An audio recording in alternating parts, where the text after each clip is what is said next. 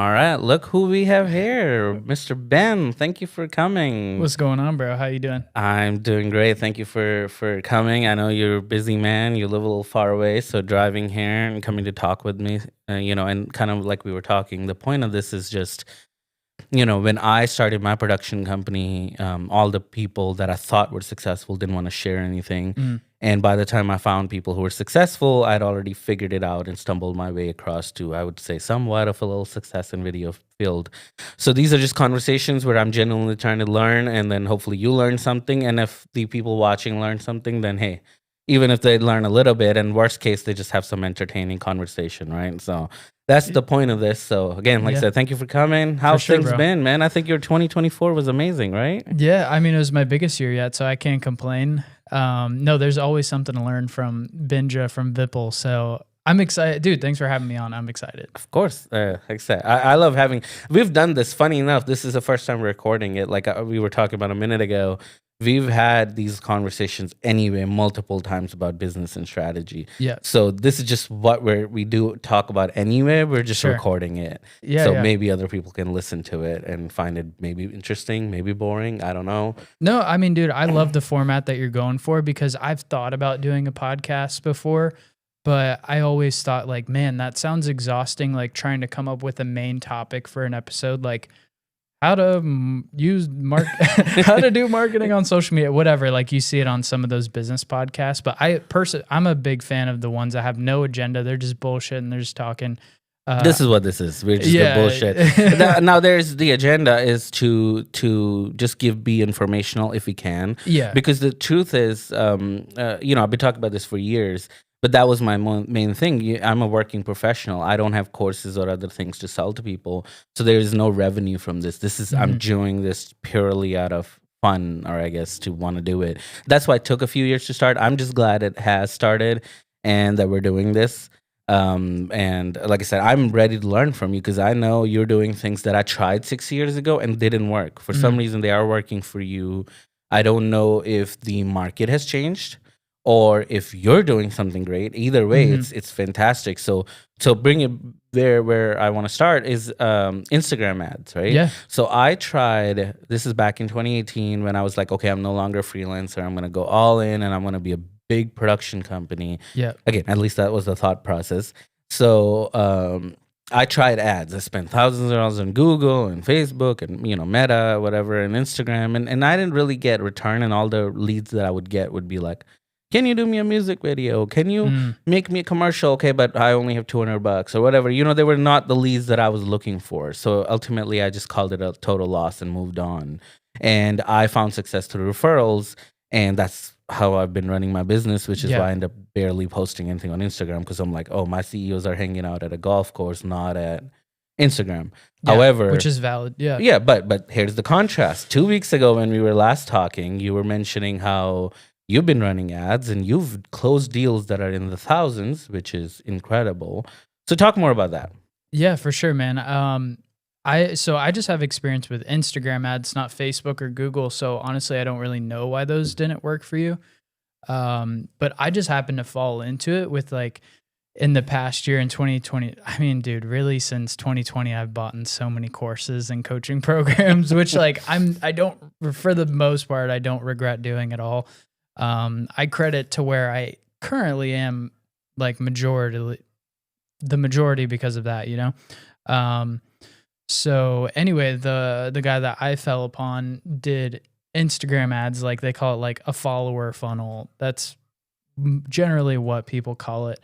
And do you want me to basically just like go into the strategy? Yeah, I mean, whatever you want to talk about, man. This is unscripted, whatever. I mean, I just want to genuinely learn. I mean, sure.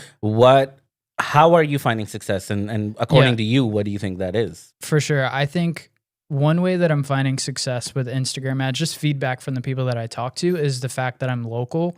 People, from what I've heard, or people's perception is like, it's just this like huge company in another state or something like that. So when you're targeting local businesses or, kind of just like your everyday guy that has a business type of deal, they like the fact that I'm local. So I think that's like a big factor.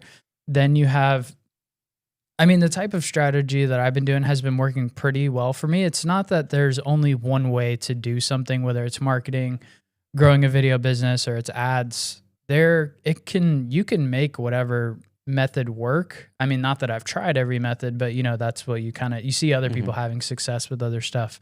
But I I run follower ads, so I target a local area, like a 15-mile radius. So I'm not like targeting the whole state of Florida or even that really big of an area. And then all I do is I get traffic to my Instagram page. So the only call to action on the ad is visit Instagram profile. And then I'll basically just like walk through step by step what generally you should do. So like then you have your Instagram bio optimized. You'd kind of be surprised that, like people's Instagram bio, it's not clear on what they do, or it's just like messy, or maybe it's vague. So like you just want to like clean up your profile, make sure it looks good. Whether you have your name or you also have your production name, then make it clear on who you help and like what you offer, basically. I feel like I've changed my bio so many times that I don't remember what it currently is, but I think I help service-based businesses get more clients on Instagram, something like that. Like, I mean, that's very clear though. I mean, it tells people what you do. Yeah, in the online space, it's kind of douchey to do that. I get kind of jaded and tired of like, I help whatever, but at the same time, that's what you do. It just helps, So, and then you can also have like a keyword call to action in your bio. So like DM me the word video and I'll send you a free content guide or something like that. So that's a way that you can get more people to message you. But overall, this strategy is you target a local area, you get more traffic to your Instagram profile, then they follow you, and then you message them, and then you book a call and you sell them. That's the whole thing, really. So it's like what we've done all the time. It's just you're automating at least bringing the leads in through Instagram, right? Yeah, pretty much. Yeah. Are you doing any kind of A/B testing? Like, are you running, hey, I shot 4 different things and to see which one got more response? No. Are you running multiples at once or just one? Last month I did multiples, but they were different types of ads. So it was like one was a follower ad and the other ones were like retargeting to get a message. I actually didn't have good success with the messenger ones, but I'm assuming it was because I didn't have like any social proof within the retargeting one. So that's kind of something you kind of just change one variable, but I probably should, A/B test and do all that. No, it'd be cool. So that's why it's funny for me to like talk about ads, and I'm happy to. But at the same time, I'm like, okay, I know I could be doing ads way better, or like maybe. I mean, but I'm still. But whatever you're doing, obviously, is working. So, but what instantly, my brain just goes business. It's like, it'd be cool to record 3 different things that ask the same call to action CTA, but they're different. So then you run them all 3 and see which one gets more views. And then you can kind of hyper analyze why that one got more views. Was it the title? Was it how you were dressed? Because, sometimes I've seen on internet ads, even though it looks stupid, but the louder you are, people pay more attention. So silly things like that could actually be working. And I would love to know from, instead of these online gurus, somebody I know and trust, if that's actually true. So it'd be cool if you I hear that from other people. Yeah, I don't do any like crazy split testing like that. I probably should, but the only caveat, or not caveat, but the only thing to know for this type of ad strategy is when you do the visit profile ads, you have to post it as an organic piece of content first, and then you go into Meta Business Suite and then launch it as an ad. So it's not like the traditional way where you go into Ads Manager and then you create the ad and you can add multiple ads within that ad set. That would be the more place where you can test the different hooks and stuff like that. But so that's kind of one thing to know. It would kind of be weird if I posted 3 of the same video organically and then, which I guess you could, but over a different space, I guess, and then and boost them at the same time. That's true. Also, some way. Actually, I was wrong. I was running 2 ads at the same time, but they were completely different, like messages. I mean, they were different videos. It wasn't like super. It wasn't the same. So what are you saying in one of these? So give us an example. Like what would you say? Yeah, look, you're a service-based business and I know you're tired of spending hours at networking events, passing out your business card, trying to grow your business. You're great at what you do. You just need more people to sell to every day. if you want to learn how to do this, give me a follow to learn how my client Josh landed 12 new clients with only X amount of ad spent. So it's like that's almost word for word in my ad. I've heard it so many times editing it. Sounds like I've listened to this before. Yeah. I do like a space where like, look, you're a service because no, I think it's pretty good. Thing. I mean, I like what you just said. Yeah. Yeah. Like sometimes Instagram will cut off that like first half a second. So sometimes like, so you're or like, look, you're a service-based business. So you have that little space, but I don't know. I feel the need to kind of break this down. I feel like it'd be valuable, and we have a long time to talk. I mean, so yes, we've got plenty of time. I basically like do a market call out, and then I have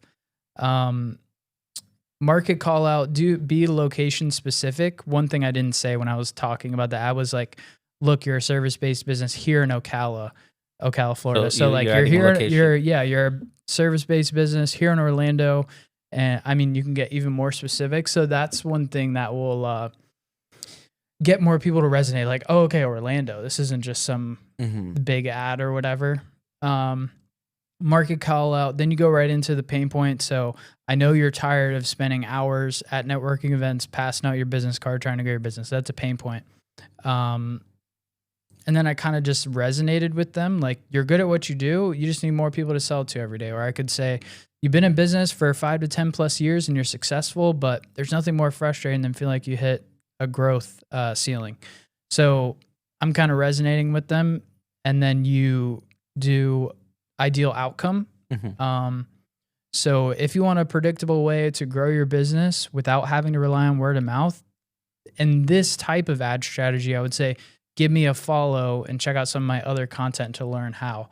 Or if you're just running ads to like a landing page, like click the link below and book a call so we can do this. Or you may have something that you're trying to give away for free, like click the link below to get a free training on my ad strategy that you can implement yourself, or something like that. Yeah. So, and then you want to add social proof in there. That's huge. Adding results and stuff like that. So that's kind of like a little rough breakdown, like market call out, pain point, ideal outcome. I try to add a CTA in the middle of the ad, like follow, and then I do another. So you're doing 2 CTAs. Okay. Yeah. And so which is amazing. First of all, you breaking down that's amazing. But it's interesting that I did this 6 years ago, and I remember doing it very similar, but I didn't obviously. But so I'm saying it's so crazy to think about that. At least I was not doing the wrong thing. So now they come to your profile, right? What's the next step? So they've come to your profile, they're following you. Yep. Now, how do you convert that to a call? Because that's the goal, right? Yep, that's the goal. So the ideal situation is they're going to watch your other content, and the idea is to post valuable content related to what you're talking about. I don't only post about that stuff. Like, I post my life, or I post other types of stuff just because I do it under my personal brand, or, my personal page, whatever. So I see that they followed me, and then I will check out their Instagram profile, and I'll see that they run a business. A lot of times it won't be obvious that they run a business. They may have a successful one, but they're using their personal Instagram to follow you. So the whole idea is to try and find like some type of connection point that you can resonate with them and get them to respond, because people are probably somewhat used to like people hitting them up and it's just spam or whatever. People copy and pasted this message to 100 people. So you want to check out their profile and find something that you can connect with. So maybe they have the same type of dog as you do, or they like to travel or something like that. So it's like they went to a specific concert or something like that. So I would say, hey, first name, whatever their name is. I see it depends. Sorry, I'm trying to say multiple things in one thing. So either it's obvious that they run a business, and then I'm going to acknowledge that. So let's say it's obvious they run a business. So, hey, first name, I see you run a tile business here in Ocala. Your work looks amazing. How long have you been running your business?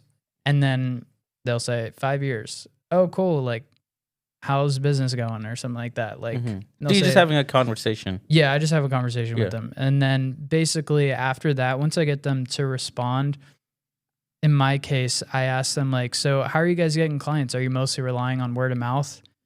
And they'll 9 times out of 10 they'll say yes, and it's like, oh, okay, cool. Like, have you ever thought about running local ads to get clients from your social media, or have you ever thought about doing video content to grow your business? And they'll say, oh, I've thought about it. Oh, cool. Well, I'd love to get on a quick call with you to learn more about your business and give you a rundown on what I do. Or I'm trying to like think of something specific that I actually said, but it's, I just like, hey, would love to give you like a quick breakdown on a call, just to give you a ton of value, no sales pitch or whatever. Yeah. That's pretty cool. So I'm trying to be as specific as possible to actually give value compared to like, oh, you just message people. Yeah. No, I get it. And I appreciate it. So that's pretty cool. So sounds like run an ad, run it hyper local, right? And give an exact example in the ad of success so they know, like give them a pain point, address the local market, give an hyper, realistic example of how you were able to bring success. You get them to follow your profile. That's at least one way you're doing it. And then once they come to your profile, you kind of stalk them. I'm just kidding. No, but but then you essentially try to start a conversation, which is genuine in a way because they wouldn't have followed you if you weren't interested in what you're doing. So they followed you for a reason. Exactly. They weren't just following you because they wanted to learn about video business, because they clearly don't do that. No. So and you told them in the ad to follow you. Exactly. So they followed through, and that means they're likely to buy because they did follow through with the call to action. Yeah. So and it's a very low barrier to entry call to action. Like, you're not telling them to fill out a form, which that can work too, but you're only going to get people who are like a very hot lead. Like, oh yeah, we need video right now. Yeah. At that point, you're going to close, or there's a high chance you can close. That is a much higher chance than this strategy, but you can attract, the cool thing is you can attract different levels of interest, like super high interest, medium interest, low interest. Yeah. Sometimes you get people who just follow you for whatever. I did that initially for years. Like, my website, there was no way to direct contact me without filling out a huge form. And what I found, though, that the leads that came in were incredibly ready to buy, because if they took that effort, they were ready to buy. But here's the opposite side of it. Ever since I stopped doing that, I do get a ton more leads. And sure, a few of them are not, I would say good leads, but we are closing people that I know for a fact wouldn't have filled out that huge form because they weren't even sure about what they're looking for, right? They're just like, hey, I know I need video. And so they can't fill out a form and they don't even know what they want. For sure. So there's strategies to both. And so now you've reached out, you get on a call with them, right? They're ready to buy, or they're ready to at least hop on a call with you. Yeah. What's your focus on the call? I just do a regular sales meeting with them. Like, I tell them like, oh, I'll tell them like, yeah, let's get on a call, give you a quick breakdown on how it is. But like, you do a sales call. Like, you just, cool. Tell me a little bit about your business. They tell you. And then you figure out the pain point, the actual pain point for them, right? Exactly. Yeah. So I've dabbled with a few different ways to do this. So at first I was doing straight into an hour-long Zoom call, which works too. Or some people, if they're super local to you, go right into a coffee in-person meeting. However, they're not qualified at all. So you could be wasting a lot of your time by doing that. So, and that's where that form comes in, like you were talking about. But by doing a 10-minute phone call, you can qualify them. Like, oh yeah, we've been in business 5 years. We've been, we're doing 50,000 a month or whatever. We want to get to 100,000 a month.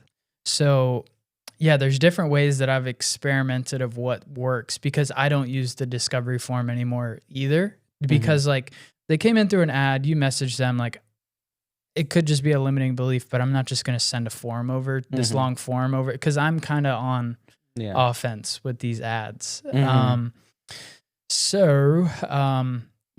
lot of times I will do like a 10-minute quick phone call. Like, okay, they weren't a dick. Like, all right, they have a business. I felt like I could help them. So I give them a very brief rundown of what I offer. So like I ask them about their business, their goals, pain points, just very briefly.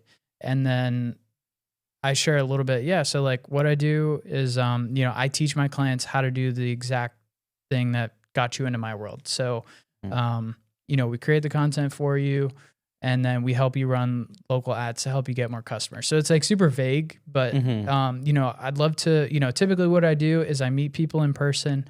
That way, you get a vibe for me, I get a vibe for you. That way you like understand who you could be working with. And then I can, dive a little bit deeper into like what you're looking to accomplish with your business. And I can share my exact process of how this works. So I do a quick qualifier call, and then I either do in person or like a Zoom call. So let's look at a few examples of what would they say that would make you not qualify them? They want to start a business, or this can kind of depend. Maybe they just started and their revenue's super low. But however, I just spoke to someone today that started 3 months ago, but they did like 50,000 in revenue.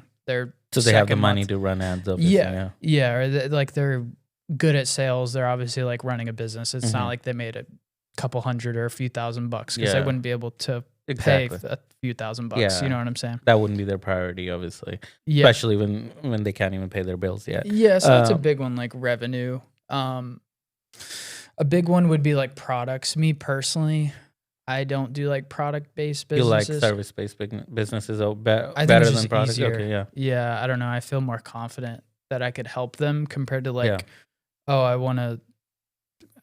don't even talk to people who have products, so I can't even. But you know what I'm saying? Like, no. I do both. I mean, obviously, products are a lot easier, to be honest. I love doing product videos because I don't have to go to location. Most of my shoots are travel or whatever, going to location. However, just like you, I prefer service-based businesses because here's the thing. As long as they say what they do, which is my qualifier, right? Like they're like, oh, we're a good plumber. I have to make sure they're a good plumber. Yeah. But outside of that, here's the issue that I find. Like when somebody needs a plumber, they're Googling or they're asking their friend, like, who's a good plumber? They all say, yeah, we're a good plumber, right? And it's a website or blah, blah, blah. Then how do I know who I want in my house fixing my pipes and not causing a disaster? And we've all seen online videos where the whole house flooded because they came to fix a tiny leak and they screwed up. So a video to me would be amazing because now I can see who the owner is, what their beliefs are, blah, blah, blah. Yeah. And I know it would work for me, so I know it would work for others. So which is why I think kind of probably why you prefer service-based businesses too, because we just have to show what they're already doing great. And video is the best tool to do that.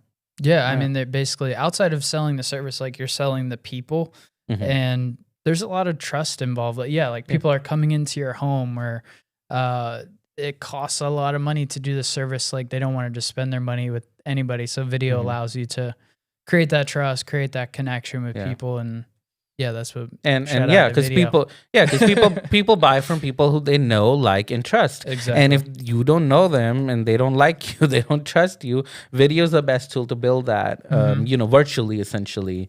That's incredible.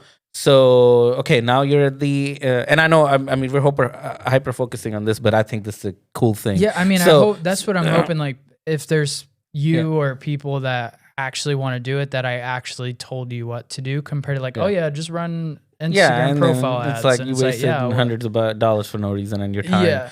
So, okay, so now you met plus I'm just helping. Hopefully somebody can understand sales because here's the truth. How much I am a filmmaker and I love the creative process. There's enough, how we say broke artists in this world. Yeah. You have to be good at sales or you'll never get anywhere, no matter how good of an artist you are. Unfortunately. So, and that's just how it is. Because again, like me, there's a million people who'll say, I'll come make a video for you. You don't want to be the guy that makes a video. You want to be solving a problem, right? Yeah. Which I know we think very alike. So, coming to the meeting now, right? Okay, so they're ready. They've committed. You guys meet for coffee or they're at their office or wherever you're meeting. How do you like to lead that meeting? Well, I feel like we should also get very specific. Yeah. But No, let's get specific. Let's get down to it. Yeah. Yeah.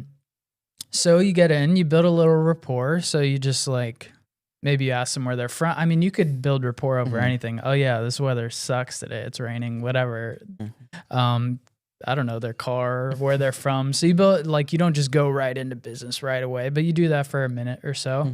And then I think it's so important to set the frame for the meeting. Like, you set the agenda and basically all you do is like, cool, man. So I have an hour set aside to meet with you today. I'd love to learn more about your business and where you guys are at. So typically the way I run these meetings is I want to learn more about your business. I'm going to ask you a ton of questions just to like get really clear on what you want to accomplish. I'm going to ask you about, revenue and where you're at currently and where you're trying to go to.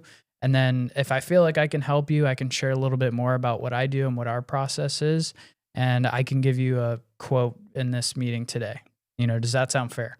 Okay. So like whatever you're offering, maybe you do a second meeting. That's fine. You got to go build a proposal, but just tell them that like, hey, I want to get a clear understanding of where you're at. I'm going to ask you a ton of questions. I like saying, I'm going to ask you about money. I don't say that, but I'm going to ask you about, revenue goals, where you're at currently. That like helps me mentally bring up the money question without like feeling uncomfortable. Yeah, exactly. So like I ask them ahead of time, like, hey, is this cool? Like, does that sound good? And they say, yes, they agree to it. That was a huge game changer for me because I remember a couple meetings where they just walk all over you. Like they're the ones asking you questions. Yeah. They're talking so much about just whatever. And then basically at some point they're like, okay, well, how much is it? And you just like, you have no context or or like you just don't have any authority either. Like you didn't position yourself well. So I think like setting the frame is huge. And I think like I used to make that mistake too. Do you do that as well? No, or? yeah, that's pretty great. I always, again, not just like, but again, very similar though. If I am having in-person meetings, which to be honest, nowadays I'm just like, I like qualified leads, just referrals. Oh yeah, of course. So they're already sold at this point. I'm just trying to Good. figure out the pain point. But yes, if I'm having a cold outreach or any kind of person that I don't know that well, I am always setting the agenda as in like, hey, thanks for meeting with me. Just like you said, so the goal today is to figure out exactly how video can help you in your business. And once I figure that out, I'll be able to give you an investment amount that you need, and then we can go from here. Does that sound good? I like how you said it too. exactly. Yeah, that's nice. Because my whole thing is honesty.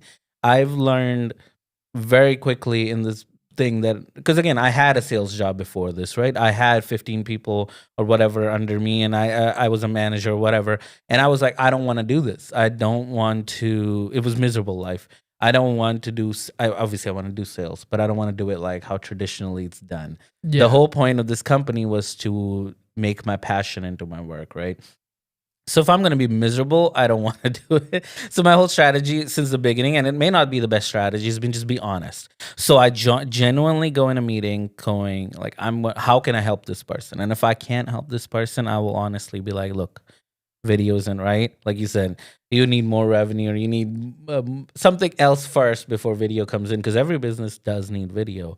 It's just video may not be the solution to the problem they have currently. Yeah. And as long as I approach it with honesty, I feel like the person can see through that, and we can have a, like you said, honest conversation, because that's all we need to get to where we need to be. Yeah. We're not trying to BS them with anything just for the sake of it, right? Like Yeah, we're busy it's not too. like we're trying to ask some trick questions. Exactly. And like, bye. Yeah, because our end goal is the same that their goal is, which is what the problem is. It's just funny enough, you would think they're business owners, and I'm sure you noticed that in your meetings, half the time they don't really know what the core problem is. No. Because they'll say, "Oh yeah, we want to make more money," and but you have to deep dive. Like, okay, so why are you not making money?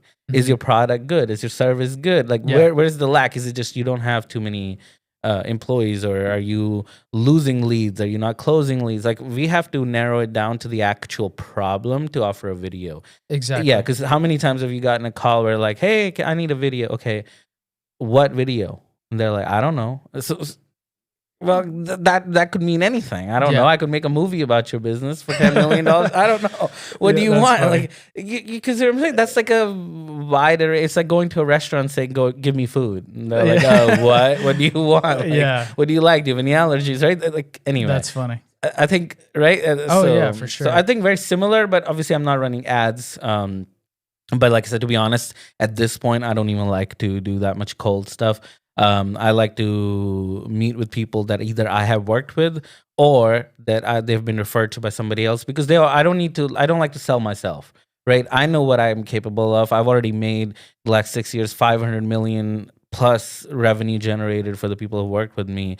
I don't want to go in and be like, yes, I can make you money, because that's not what I'm selling. I'm selling is great looking videos that hopefully solve a business problem. And my other clients tell me that they work. I have not had one client tell me they didn't work. So clearly I'm doing something good. Yeah. But I don't want to go in a pitch, be like, I'll make you 10x revenue. Because what if they don't?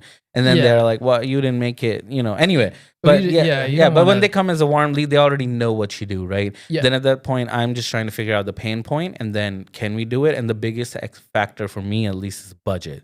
So sometimes they just don't have the budget to make video, and I don't want to make a video that's not matching their brand level. Like I've had where they have an app with millions of followers, right? And I budgeted them. They wanted like an overall video, like 10 grand, which is very low budget for a video at that scale. But then they were like, oh, we only have 2-3 grand, and anyone else would have been like, sure, I want the 2-3 grand, but I can't justice to the app with millions of followers. It's not going to match, right? The video is not going to be the quality that people expect an app like that to be. Then at that point you go, hey, look, it's not going to match your brand's guidelines, and I know for a fact anyone can't do that. But here's, when you're ready, just give me a call back. Like, that's just what that it always is. feels good. Yeah. Anyway, back to where we're outside my tangent. I love it. Okay, so you've set the agenda, and hopefully there's a buy-in. Actually, let's go the other way. I want to know, what if they don't have a buy-in? Have you had somebody go, no, that's not good? Or no? What, they don't have a buy? Oh, no, I never have. No, not yet. Okay, that would be what I want to learn. No. Yeah, they're like, no, sir, no. Yeah. I can't. Okay. So you've always had a buy-in, so that's great. Oh, of course. Yeah. So they bought in. Then you obviously, I'm guessing, I don't know. Let me know if there's more to in depth in here. But I'm guessing you just run the meeting, which is asking about their revenue. Exactly. And what else? I mean, what are typically you trying to find out? I would say I want to get clear on what they offer, because sometimes people you can make assumptions and that's not what they're focused on or something. Like someone, I was talking to someone today that have a tile shop, but I just wanted to get clear that they wanted to focus on installation, like flooring installations. And I assumed they mostly did tile, but really they mostly do like vinyl plank and wood flooring. So, if I just assumed, oh, you want to get more showers, then I start talking like that, it kind of makes me look like a dickhead. Like, you're just making assumptions. So I like to just get clear on what their offer is. Ask them about their sales process. So like, how are you, like, what does it look like? Somebody finds your business, are you doing an in-person estimate, or, are people finding you on Google and then they're filling out a form? So that can kind of just help you get a little creative on what videos make sense to help them out. So I'm just trying to think of examples that are different than just asking them what their goals are and what their pain points are. And what's the typical videos that you are selling out of these? Yeah. Just an example. I know there are probably wide variety of them, but what are the common ones? Mostly in last year, I mostly did short form. I think I did about only 3 or 4 brand videos, like video business cards, which is crazy. I used to do way more. A lot of those. So you're focusing more on what, Instagram, TikTok, stuff like that, like vertical content, essentially. Yeah. Okay. I mean, hey, it pays the bills. It pays the bills. Look, I was very against vertical video for a long time. I've turned around, so I'm all for it. Make horizontal great again. Look, I don't know why people can't turn their phone this way, but we have, as a society, accepted vertical content. So as filmmakers, we have to learn to adapt. And if we don't adapt, we're going to left behind. Funny enough, the society is still okay with that with brand videos. So if you go to their website, people are absolutely okay turning the phone. But if it's on TikTok, Instagram, Facebook, whatever, people don't want to turn their phone around. But at the end of the day, like, again, you're good. You're tapping the market instead of just being that dick filmmaker I was a few years ago saying, no, not for me. Then you're losing all that business, right? That's crazy. Yeah. So no, that's funny. I mean, it's not crazy, but it's funny. Yeah. I mean, because that's what you got to do. You're here to make money. You're a business. You have to go where what the market wants to pay you for. I mean, so no, that's very smart on your side. I enjoy the brand videos though. I like doing the longer format stuff. So like I've kind of, when you start having several clients who are doing short form, I think it's all mindset, but sometimes I get burnt out on reels. I'm like, this is not fulfilling. But then sometimes like when you do the brand videos, they're like, oh, that felt really good. Like whether you're interviewing them or like you're kind of more proud of the final piece. Yes. It's more of a portfolio. It's very piece. impactful to them overall. Because I find, and tell me this, so you're doing reels, but the reels have a very short life. Yeah. So a day or two, maybe, I don't know, a week, but they're gone. There's no very few people are scrolling back, and looking at old content nowadays. So they don't have the life like a brand video would. No, not at all. And I want to get back to pitching more brand videos, because I was thinking like, okay, I'm just doing these Instagram ads. Like, people aren't going to their website unless they're coming from Google or whatever. But then I kind of realized, I'm like, okay, we can make a brand video, then just pin it to their Instagram. Or you know what I'm saying? Yeah, so I'm like, because it does make sense. It's more work. It's more cost on their end. But like, I think it's worth it. Yeah. If it's the right business, So let's say the meeting's gone great. The content is what they want. They want the the vertical videos or whatever, the ads that you're selling them. What's the package that you're typically trying to make for them, and how do you present the cost? So the deliverables have changed. I keep doing that little Australian show. It's just me thinking.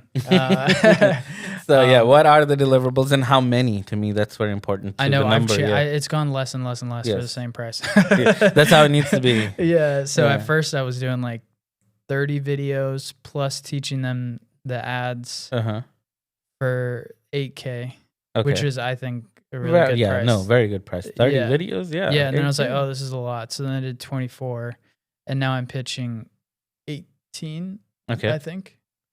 Yeah, I've honestly, sometimes I'm like, you just get a gut feeling. You're like, dude, I'm doing less videos. Yeah. So you're basically playing with the numbers still, It's still 3 months of content. Yeah. So it's just less videos per month, yes. Yeah. So how did you come up to the number 6 is the perfect number for a month right now, at least? Because, I'm guessing that's how you get to 18. Right? Yeah, actually, now I'm thinking about it, I mostly do 8 videos a month. Okay. That's what I'm at. Mostly because it's twice a week. It kind of sounds nice. But like, so you can easily, you can easily do 6 a month. It doesn't matter. Yeah. I mean, at the end of the day, it's the value of the content. So, okay, so let's say, let's stick with that one for now. So Which twice a week. Yeah. Oh, my bad. Go ahead. No, go ahead. No, I was going to say, like, I'm even down to talk to you of just like advice from you of how I can adjust my offer. Because I go back and forth all the time. I guess it's the problem of overthinking of what's working or how you want to structure stuff. And and I'm happy to, tangent there. But personally, to be real, that's why I'm talking to you. I don't sell that much vertical content. When I do, I'm trying to sell. I need to stop acting like this and act like a you're doing better than me in vertical. But now we do sell vertical. So funny enough, I say I don't. I've sold it since long ago, before I was a production company, because social media has been around a long time. I remember at one point it was Square videos, because that's what was popular on Facebook. But so we've always, I say that, like, I don't like vertical, but we've done at different aspect ratios all the time. Yeah. But the way I sell packages is all encompassing, meaning I want to do a brand video, a couple testimonials, then we'll give you a few ads to run on social media. So it's always part of a bigger package. And I'm not just selling. And if you want to talk about disaster that was when I did try to sell only vertical content, about that a couple of years ago, I did try to pivot into a separate part of my business. Oh, like cheap editing or something? Yeah. No, Social Edge is what I called it, where we were going to try and just pitch vertical content. It didn't go well for me. And I just realized I've marketed myself so much as the filmmaker guy. Yeah. They talk about me which is good. I mean, hey, I'm proud of it. But the businesses, at least I work to talk to me as the premium, better quality, good choice, which I think, again, my prices are too low. But still, that's what they consider me. Then I found that when I was pitching them this, a whole month of content for a couple $1,000, they didn't want it, because they were like, so interesting. So that's what I'm saying. I was like, dude, I will make you one video for $5,000, or I will make you a whole month of content for $2,000. Which one do you want? And they were like, oh, we want the one expensive video. So it was like, oh, so I am not the guy they want to come to for cheap content, which is fine, because remember, I wasn't even going to be the one making it. The only way financially I could work it was build a team, and anyway. Point is, I've not had good luck. Some coincidences in there, like some variables that you just won't really know. Like, maybe it's just how the client felt, or just that client. So, I mean, of course, you could sell vertical client, like your quality is amazing. So, but also maybe there's a factor of reputation, but at the same But do you time, need quality? I think actually videos that are not that good quality do well on social media. yeah, you really don't Because need. people are expecting, UCG, like user generated content that is made with iPhones. So I Yeah. think that type of videos do better. Yeah.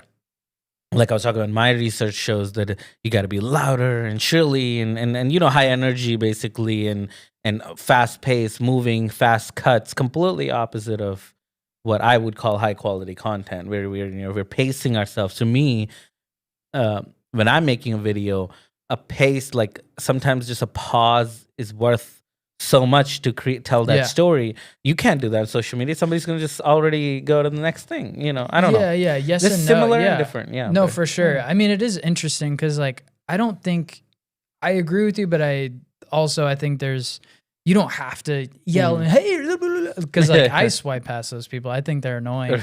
So like sometimes it's very nice when people are more calm or whatever. Maybe that's I guess you're the alternate choice, but I think those other people are making millions of dollars. Yeah, so it must true. work. Yeah, no, I'm not saying that what you're saying is it doesn't work, but I'm saying you don't have to do it one way, of course. You which can I'm do sure it the you better already way. know. Or there's not one way to do it. Like one of my clients, Josh, like he's not high energy like that at all. He's like has a country accent. He's kind of speaks a little.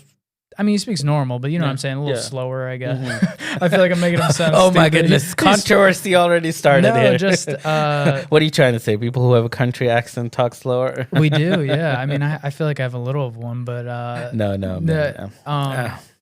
No, my point is that, I mean, he gets views too, so it's interesting. No, I mean, no, I completely with you. Like your strategy is incredible, and I love that what you're saying is important. That you don't have to be that that annoying person. You can do it better and still get sales, which is what I'm saying. You are succeeding doing something where you have to do these annoying things to find success, and you're finding success. Doing it better is the way I would put it. So, but I debate going back to what you were talking about. So, like last year, I think I only sold maybe about 3 projects that weren't just only vertical. Like I did a brand video, I think we did a FAQ and a testimonial, and some reels. And although they took longer, you kind of feel good that it's like, okay, those videos are going to last for a long time. So, I mean, that's what I used to only do for the most part was like video business cards. Yeah, I think that may be the next evolution, right? Doing both, or at least offering them the option. Because like we talked about in our meetup, the whole good, better, best strategy, right? I'm very much a fan of, because even in the beginning, same thing. I was like, this is the offer, right? Once you've built the offer, they get one option, yes or no. And I've slowly evolved to like, no, there's good, better, best. Because A, it works, human psychology.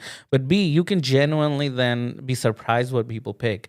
Obviously, most people are going to pick better, right? So essentially what you do is, right, for people who don't know, you would, you'd bid the high, I would say low cost solution.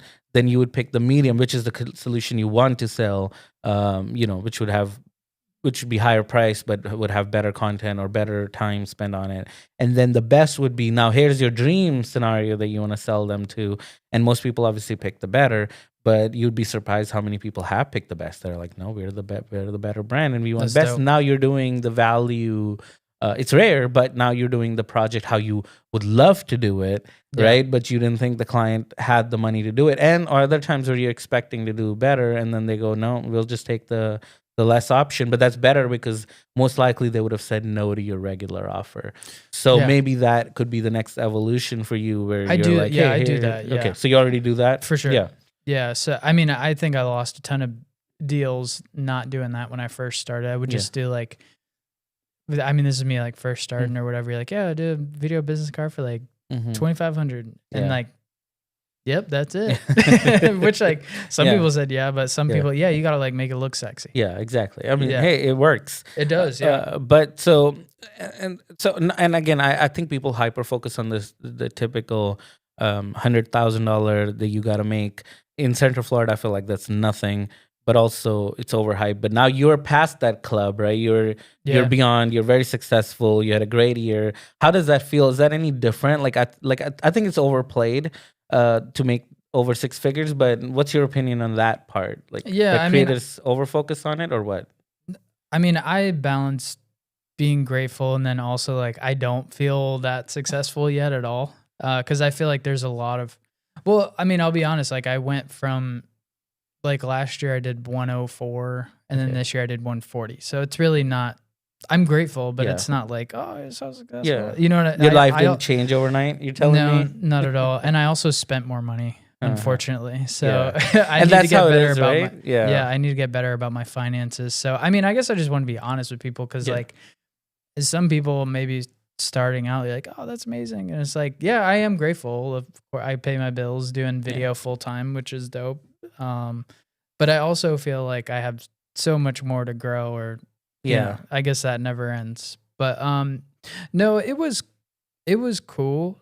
I mean, I guess if you don't mind, I'll share my whole evolution, not my whole story, but No, just absolutely. like I love started, numbers. Go ahead. And it's embarrassing for me to say, but I think it's cool for people just starting out maybe. Yeah. Like COVID happened, I got laid off. I was trying to do video full time like end of 2019, but it was part time and it wasn't, I don't know, I was barely doing it. And then I got laid off from COVID. And then, so I had unemployment money. So I'm like, okay, at least I know I can like pay my rent, I guess. And so I was like, screw it. I'm going to start the business up. I'm going to join networking. I'm going to do it. And so that year I only made 18,000.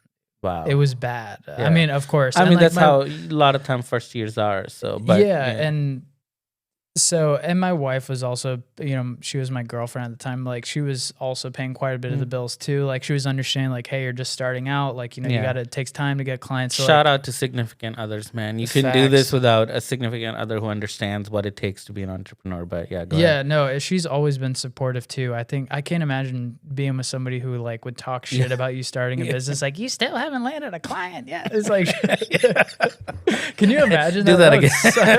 You still haven't landed a client. But no, absolutely, that you're already going through so much shit. You're already working long hours. You don't need somebody nagging you at the end of the day. You want a supportive partner. That's very important. Yeah. And dude, I mean, I think it was a combination of things. My videos weren't that good. That was the reality. And then two, just like not knowing how to sell and then not knowing how to market. And I think when you're starting out, at least for me, like I didn't have that much confidence either. I'm like, I'm like trying to make videos for these business owners. Like, you know, you're putting them up on a pedestal. But once you get to a certain level, it's like, you're almost like, you need to get your shit together. Yeah, exactly. That's kind of how it feels. But my second year, I only did 32,000. So it was bad still. No, like, but you doubled in a way. Yeah. Yeah, but it was still, and then I got a job at an ad agency in 2022 and my salary was 75, which I was like, okay, cool. Like, nice. You know, I was making videos for them basically. And so I think I did a ton of videos during that time that I just got more confident with my skills. So then when I went back full time 2023, I did 104. So like my point, I guess my moral of the story is like when I was doing 1832, I looked at 100,000 like it was this huge thing. Like, oh my God. And then I think just naturally I did it that fourth or whatever. Yeah, when I went back and did 100 last year or 2023, I was like, oh, that's not that crazy. Yeah. Like it was cool. I'm grateful, but like, and then this year, I feel like I could have done so much more. A lot of times I find myself being very lazy. But that's just how we are. We're critical of each other, of ourselves.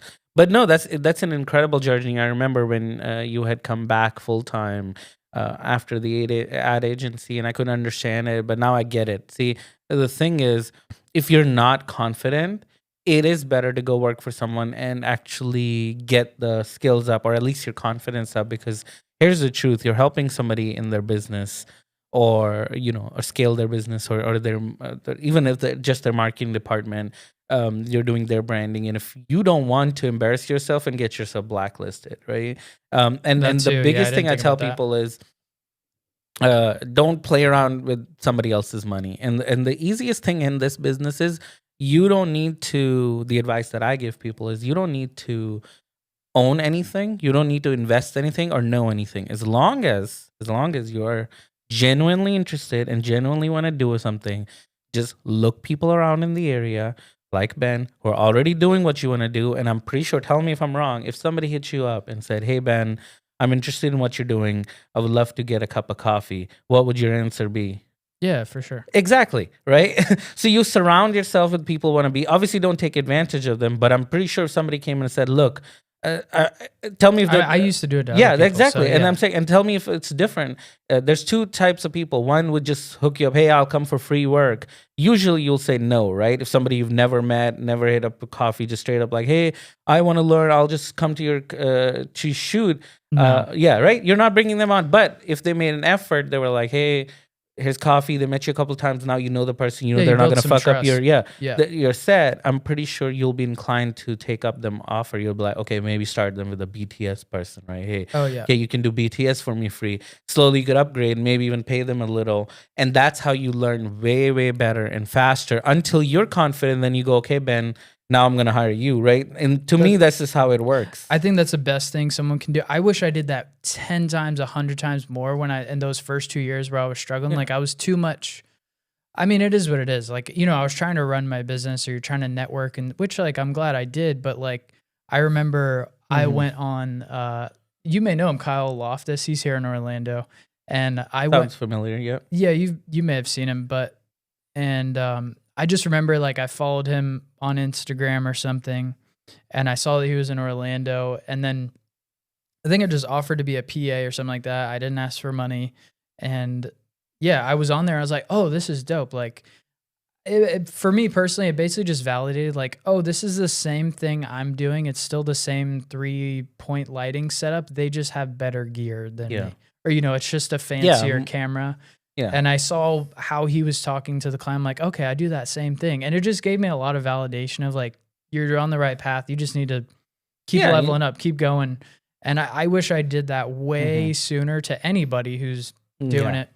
And I would have just learned so much faster being like a PA or just, because there's been a few like client stories where I'm trying to set up equipment. I didn't know how to set it up. Really? Like it's so embarrassing. Oh, wow. Can we hear one of those? You don't have to tell us the name of the client, but dude. My first free gig, I had one of those shitty light boxes where you can't even adjust the intensity. It's just one that you like flip on, like an Amazon light, and like it has. I mean, just like any softbox, it has a little metal prongs. Yeah, you have to. And dude, I could not get it like those through the thing. In the butt, and I'm messing with it for like literally 20 minutes, and we're like almost ready to shoot. It was just so. Also, I used to like ask my wife to come help me out on set. Like she was there, and she makes fun of me sometimes. Like, hey, remember when you?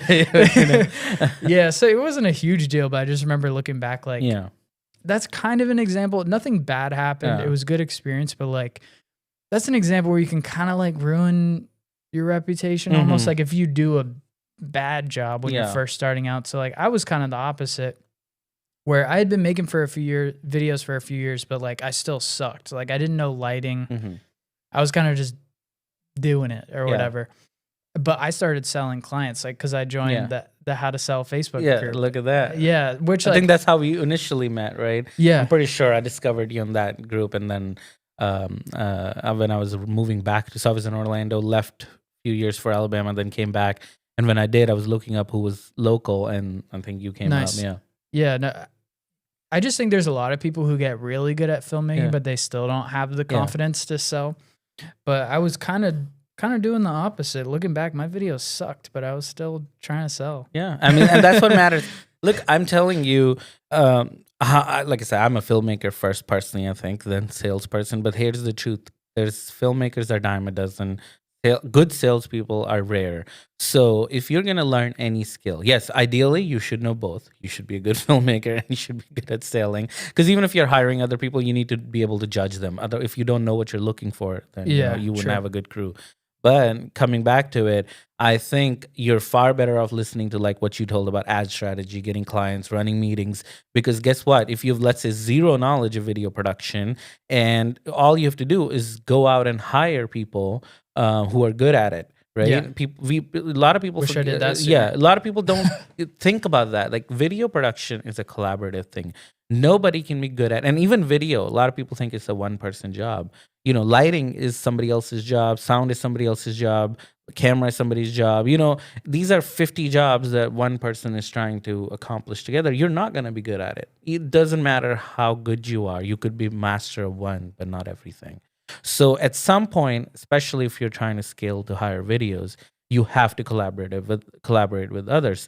So you're better off just hiring somebody and getting good at sales until you're confident in your skills. Now you've seen them do 10 times and you're like, okay, I know I can do it. Or, you know, Yeah. like, and then that's okay if you want to nix some crew, make some extra profit. But at the end of the day, I don't know why people get so gung ho about not hiring professionals and just doing everything themselves. Yeah. Because people will gladly pay you $5,000, and now you're fiddling with, like you said, lights. Then you know, rather you would have paid someone a couple $1,000s to do it, and you would have still made $3,000 profit and look like a champion. Yeah. Right? Don't you think that's a better strategy? I wish I did that way sooner. I mean, really, it was because I was selling low budget videos. So I'm like, I need all of this money. That was kind of and I was full time. So yeah, there's a lot of things I would have done differently. But once I hired somebody like good, they had a lot of equipment, it was just, everything was better. Yeah. You get cool BTS. Exactly. Plus, you know, you're able to focus on what matters most, which is the client, right? Yeah, exactly. Because you should Less be on your stress. shoot focused. Because that's what I do on my shoots. If I'm touching equipment, obviously I'll help move stuff. Then something's going wrong because I should be focused on the client and running the set. I shouldn't be, and it's not that I don't love to. Obviously, part of me wants to like set up every light, set up every camera, change every little setting. But the truth is, I have to focus on running the whole set, make sure, like you said, this shoot goes smoothly and the client is happy. That is the most important thing. And I can't do that if I'm going to try and be the technician. So I'm sure now when you started bringing people in, your clients are happier, right?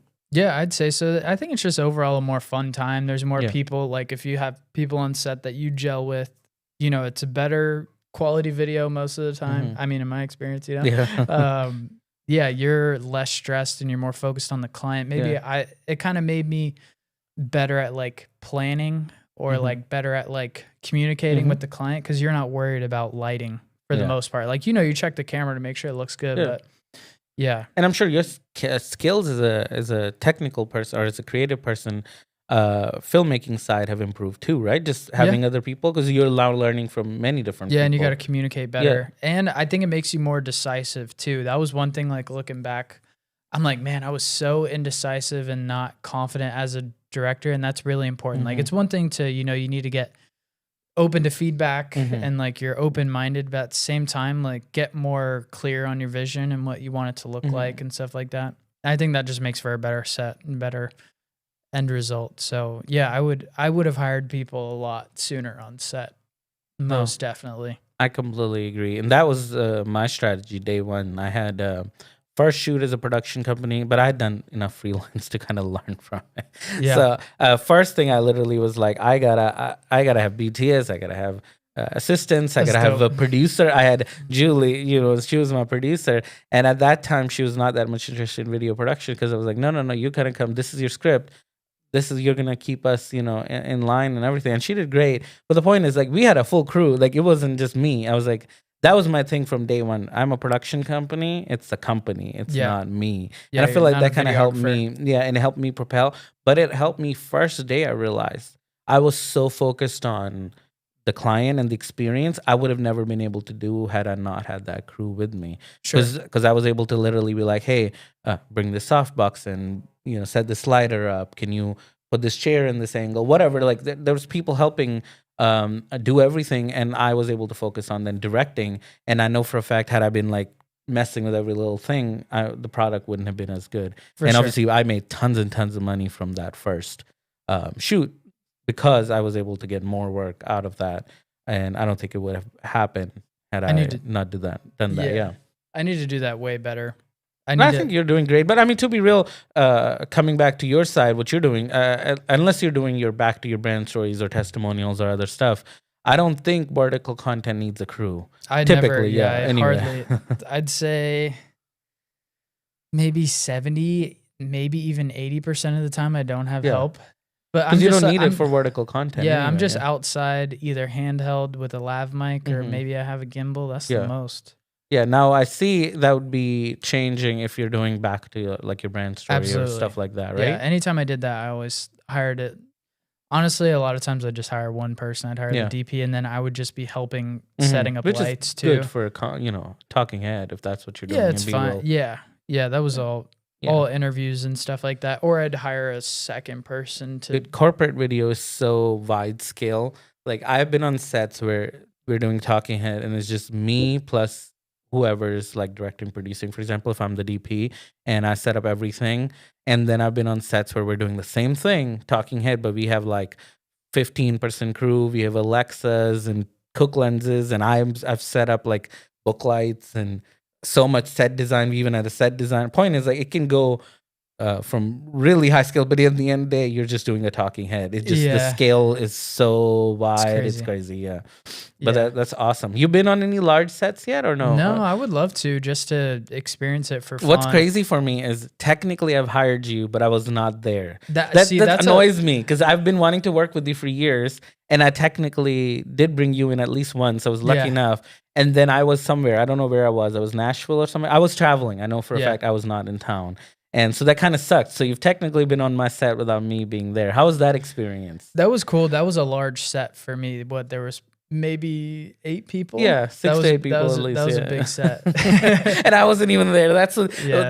It was annoying because I had you on, and I think I kind of let you even lead because I was like, I knew you had experience with interviews and stuff. So I was like, hey, if you're doing any interviews, feel free to ask questions or whatever. Yeah. Because at the end of the day, it's not scripted. Again, it's just basic questions. Yeah. And I knew you had done enough brand videos or whatever to know what to do about it. The cool part was that I've worked with Emmanuel, I don't know, maybe 5 times, and he was the DP. So it was honestly very just collaborative. It wasn't even almost like I was running it. If that I'm pretty sure sense. I had a producer. I had Julie there producing too. So I think you had a good crew with you, and then other people too. They were all like everyone I had worked before. So like I said, the only unfortunate part is I wasn't there. But I think it went smooth, right? Yeah, for sure. I hope you learned something out of it. I don't know what, because like I said, I wasn't there. I mean, I learned that the FX6s look very nice. Yes, they do. I learned that this big light source looks very nice. Yes, it does. There you go. No, it was cool. I just the thing with light is I was chilling. I was just asking people questions. To be honest, hey, I'm glad you got paid to do that. Yeah. No, to be honest. Lighting Actually, I did learn. Sorry, I did learn.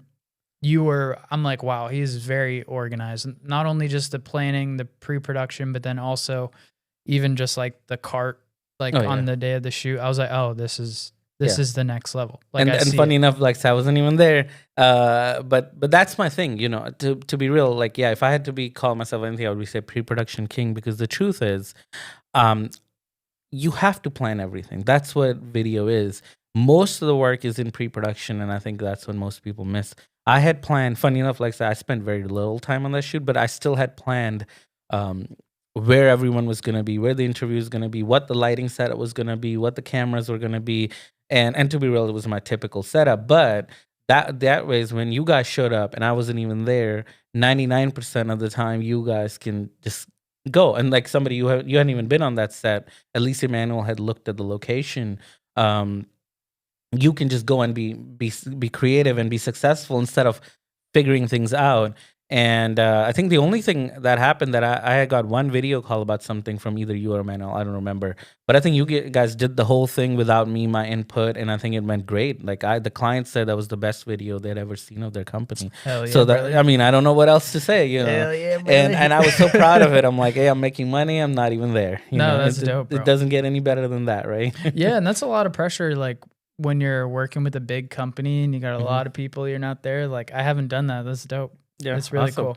No, I need to get I mean, I'm just on this podcast saying I need to get like Bindra. No. But I need to I do need to plan better. I do plan, like, for example, you're doing a brand shoot, like you're planning out the interview topics sometimes the night before, but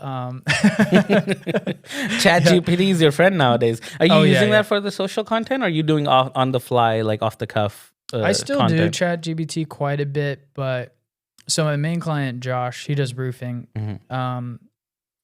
I don't really plan anything anymore unless for the short form at least, because I mean, I've been working with him maybe 9 months, maybe, I don't know, something like that. Mm-hmm. And like at a certain point, you kind of run out of like roofing topics. So like most of the time we show up, he's going to a job, he's doing an estimate, or we're going to a project, and like he kind of just talks about what's going on. Mm-hmm. That's kind of like the vlog, kind of vlog style, just documenting. And that works for him because he doesn't like the scripted stuff.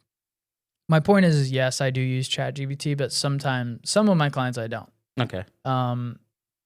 I think it's really good for video topics. Like if you educate it a lot, you give it a lot of information, but the scripts can be good too. But at the same time, you need to make sure you go through and maybe use your own words or just, I don't know. Sometimes it's still, it's not, what I find is it's great for narrowing down things, as in the brainstorming part of it, because that saves you so much time. Now, I don't ever use Final.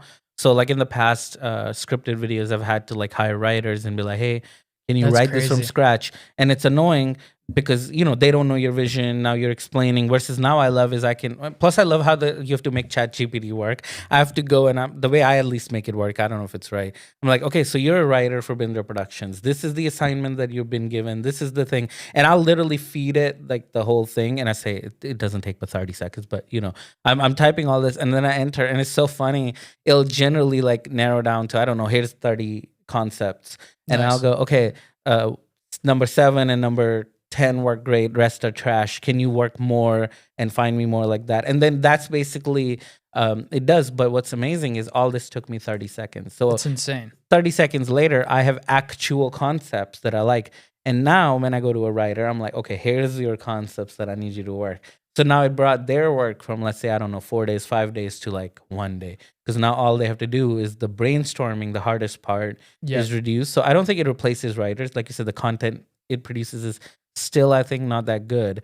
But it can narrow, at least for me, the concepts of brainstorming. Like, funny enough, for this podcast, I was like, I got to start a podcast. But this isn't paying me. I don't have time. So I was like, what should I name the podcast? Give me names. Oh, yeah, I love it. I was like, oh, I like these two. Can you give me more like that? And then that's how I ended up just picking a name, because I'm like, whatever, who cares? I mean, it's not that big of a deal. But I spent 30 seconds on it. I mean, that's like my effort with ChatGPT. Yeah, like you said, the brainstorming part takes a lot of time, and just like starting, and that it can help you save so much mental energy just to like, it's already writing stuff so fast. You're like, oh, okay, boom, I forgot about that, or I didn't think about that. So I do use it quite Plus, a bit. I've been using this. So I finally upgraded my Mac from M1 Max to M4 Max MacBook or whatever. And what I love is now it's kind of integrated. So I used to have to in the past go to my emails, copy paste ChatGPT, bring it back. Now you can literally right click and say, make it more professional, make it more friendly. And so it can essentially rewrite that. I don't know if have you seen that? Like, that's so cool. Not so like for it can email. do that. I do use it for email. Yeah, but it's like straight in the Apple laptop now. I don't even have to go to ChatGPT. I haven't done that. Yeah, that's so cool because it's saving me, again, that's 30 seconds. I don't even have to go anywhere anymore. I just go straight into the email and just hit rewrite or whatever, and it'll just handle it. And that's incredible. Again, that's what I'm saying. I don't think it replaces writers, but it definitely helps us make the content faster and better, right? Absolutely. You know? So yeah, research or ideas. Yeah, I use it quite a bit. That's awesome. So I want to, and I know we're bouncing back, but I want to go back to your structure. So I know you said you do 3 months, $8,000, whatever, 24 videos, whatever. How do you structure pricing? So do they have to pay you all up front, or are you splitting that in 3 months or 3 payments, or how do you go about the payment aspect of it? Yeah, so I'll either do payments. So like if it's $8K, sometimes I'll do 4 months at $2K, or but the content is only for 3 months, so you're giving them content before the payment. They're just doing payments. Yeah. Okay. I just make it an easy so 2 even times 4, number. Okay. Or like sometimes it's 6K or whatever. So what do you use? Like you're just setting up some kind of invoice. Do you do automatic payments? I do Honeybook. Yeah, I do automatic payments. Yep. So they don't get to pick like when the payment comes out. Is that true? No. Okay. Yeah. So like if it's on the 5th of January, it's going to come out the 5th of February. Okay. Dude, that changed the game for me, at least me personally, was like either a retainer or automatic payments. Mm-hmm. Dude, because I remember last year, or even, those beginning years of like chasing down clients for invoices. Yeah. They're like, sometimes that would be like your only client that month. And you're like, dude, I need this money. Exactly. Or whatever. And that would suck. You Yeah. feel weird. It just is terrible. And then automatic payments, that makes you sleep a lot better at night. Have you had any fail yet? No. So everything's gone good? Yeah, everything's gone good. Yeah, I don't need that juju. Don't be talking about it. Hey, we were seeing what our filmmaker chat, and somebody had payment issues. I was like, oh, that seems like a nightmare. Dude. I haven't had that in a long time. I've had now, funny enough, again, it's the low payment. I've only had one issue ever with payment, and that too, again, I take 100% of the payment before I do anything. It's just what it is. I need to do that. So I'll sometimes split it, like you said, but that's fine. Then the other part needs to be paid before we come out to shoot. Like, That's there good. is no payment after. Dude, I can't. But I've had like, my partners, I don't want to name them, but I only partner with some organizations, and obviously that's where you're kind of coming a half out of my pocket. So they signed the contract and they were like, oh yeah, we don't have enough money right now. Can we pay you after this event or whatever? I'm like, I don't care. It's half my money anyway. I'm not making any money on this. This is just a bonus thing. And then now 4 months later, there's no payment. And then the next event is coming up. And I'm like, we're not going to film. I can't schedule anyone. I can't pay editors. And I pay all my crew either on the day off or before, when the shoots happen. Because again, I want to be that type of producer who's not owing anyone anything. Plus, you want to come work with me. Point is, I can't do that when I haven't even received the payment. I can't schedule people when I don't know how to pay them. But that's only one time. But either way, I didn't lose anything because the event hasn't happened. So I haven't scheduled anyone. So there's no loss per se. But it is kind of annoying. So I can't imagine if you've already done the work, how that would feel. Oh, that's not getting paid. Yeah. Yeah, that's happened to me a few times. Dude, I have to start doing that. I actually have one project now. This is kind of crazy to say. So like, I did a 50% deposit, and normally I do 50% after it's delivered. I need to start doing on the day of the day before the shoot. Day before the shoot or 2 days before the shoot. How are you gonna set it up? I used to do that way: 50% up front and then 50% at delivery. Thing is, I don't want to. Which I mean, I've never had a client say I don't love the video, but I don't even want that risk where they go, I don't like the video. That's happened to me. Really, see, that's what I'm saying. I didn't even want. See, my thing is, I listen to other people and I say I don't want that. So now it's just that and 50% up front and 50% before the shoot. That's the only split option they get, and that too, it has to be like a big amount. And so when do you? So let's say they agree to the budget, and then you explain that to them, or how would you do that? No, it's just in the agreement. So my proposal. Oh, so you don't even tell them on the call? Well, no, I can if they're like, I'm like, hey, okay, so the payment is just at the time of contract signing, or you have the option to split it. You can do 50-50 if you want to. That's an option, but I would only offer it for if they bring it up. Yeah, no, or if it's a decent amount. If it's like 20 grand, I want to offer it to a small business. See, it depends. Funny enough, clients who have money never question it. My biggest clients, 30 grand invoice paid immediately. I'm telling you, the bigger the clients get, the at least for me, I don't want to say all big clients, but the payments come out much easier.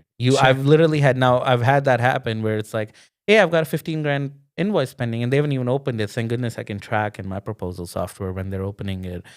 So all I've had to do, funny enough, I'm like, hey, I got to buy plane tickets. What's going on? And the client goes, oh, sorry, didn't even look at it. And then before I can respond to that message, paid.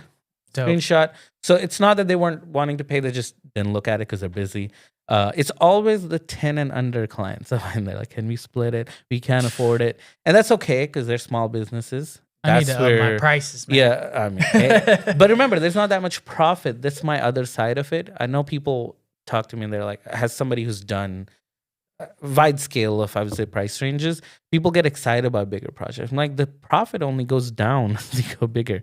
Because see, on, let's say, in my opinion, again, a $5 grand project, you could get away with, if you have decent amount of equipment or good equipment, renting from yourself and maybe a couple of people, right? So you can make, and maybe an editor, you can make 50-60% profit, if not more. How much do you want to do yourself? You edit yourself, you can make that.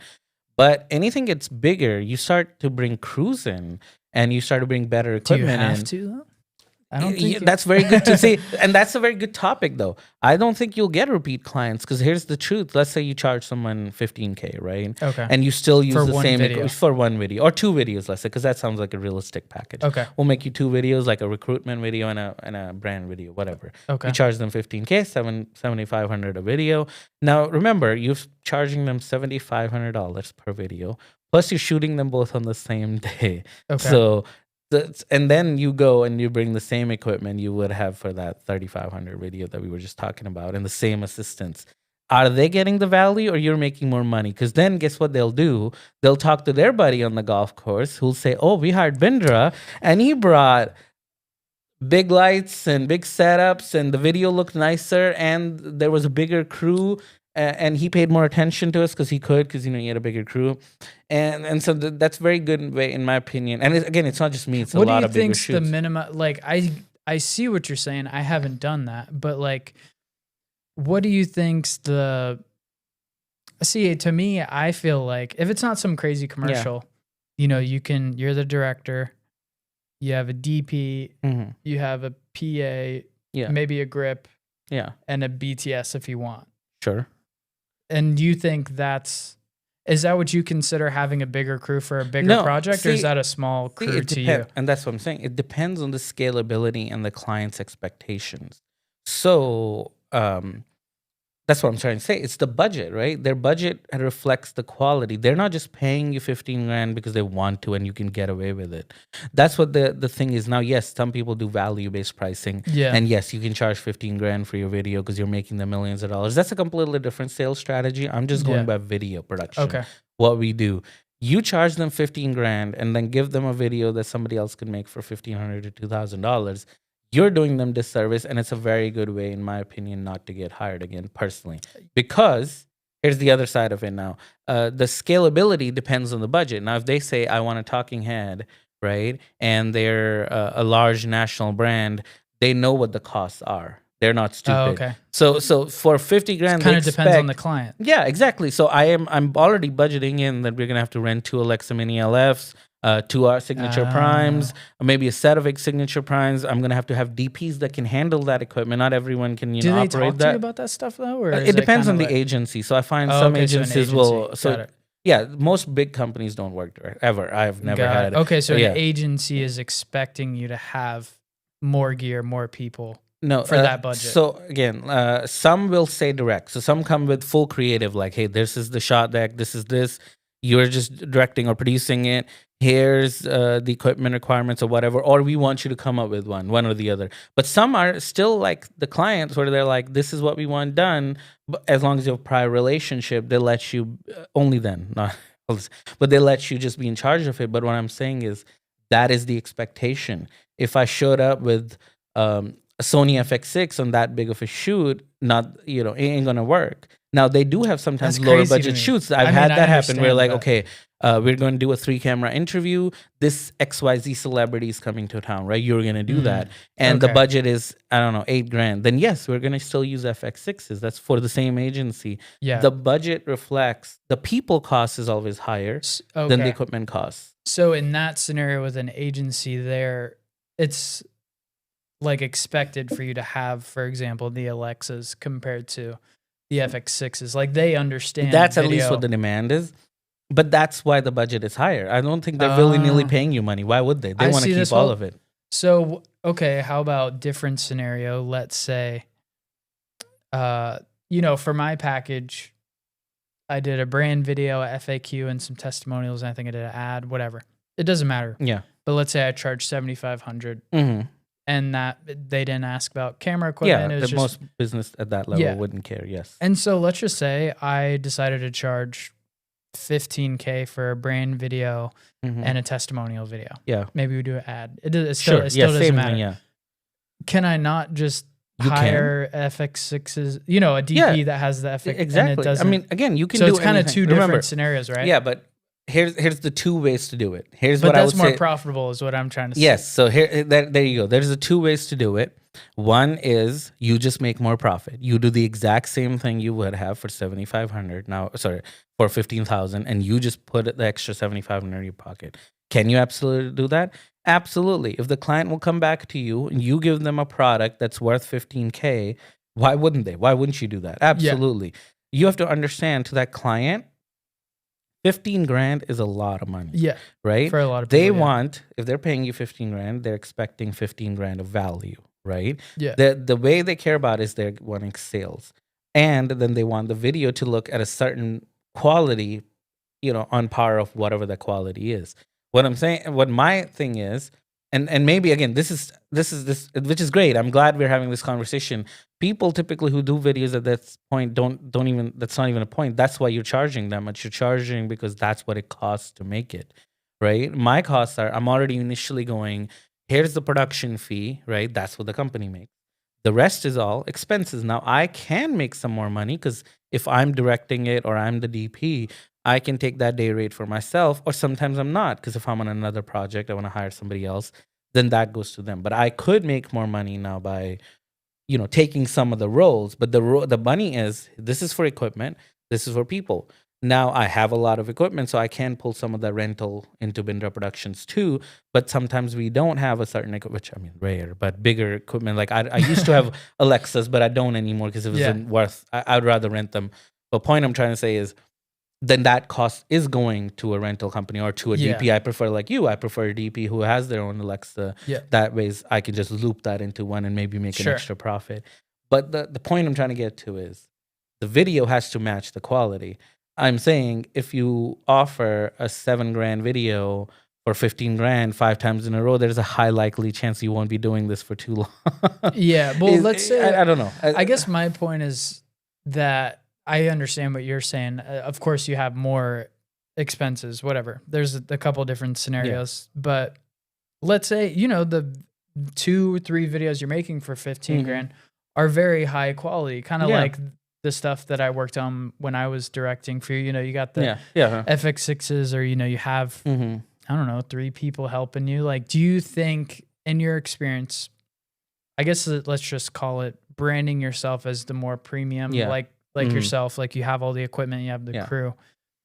Do you think that small, let's just call it small businesses, they're doing a couple million a year, that they would be willing to pay that much? If they want to play at the higher level? If they want to be, what type of client do you think would pay that much? So funny enough, and I know the people I've called are like, hey, Vipul, like, he been to the premium. I'm actually a value option. Funny enough, the people I'm competing against, so there's agencies, I won't name them. They'll charge, for example, an organization. This is a realistic scenario. I'm just not telling you the name. But they will charge this organization $1 million for yearly content. Right? I am the guy, and again, very known agency, very known organization, nonprofit. That's their video cost. That's the budget. That's the RFP that they put out. I am the option. I says I can come and do this for $500,000, right? So I'm saying, in the high end scale, I am the value option. I'm not I'm basically saying, I'll give you the Ferrari at the price of, I don't know, a Toyota or whatever. But I don't want to be, I'm not playing in the Honda leagues. Yeah, they're like a Bugatti. Not to say anything bad about Honda, but I'm not playing in the Honda, Kia, whatever I'm not a car person, whatever the low car value is. I'm trying to give you a Ferrari and actually give you a Ferrari. There's a difference. Because like I said, you can go and say, I'll give you a Ferrari at the price of a Toyota, but can you actually, right? I am saying, no, if I come in and I am doing a video at that level, it's going to be a video at that level. I am the budget, like, video king in that higher price tier. So technically I'm not the premium. But yes, for lower clients, when I do, which is my favorite work, like you, service-based businesses, for them somehow I become the premium option because I am slightly higher Some price. people, even I'm like 6 grand. They're like, exactly. Yeah. So you are the premium option, but you have to understand, I am going by, look, I'm solving your problem and I will make you a great video. And I guarantee you, at that price point, that's the only guarantee I'm giving you. Nobody can make this video with more people, more equipment, and better quality at that price point. Because you cannot compare my $100,000 video with my $5,000 video. That wouldn't be fair. Like, you can't go, oh, Vipul, you made this, and then you made this track. Like, it doesn't match. Right? But at that 5 grand, I'm saying nobody can come in, because I know for a fact they can't, because they don't have the rental cost they can absorb, and the equipment costs or whatever they can absorb. And that's the advantage I have. I wouldn't do this, to be real. It wouldn't be financially responsible if all I did was 5K videos. Yeah, of course. When I'm handling this, I'm like, I'm absorbing this, or I'm taking this rental cost, and I own this equipment that's getting used.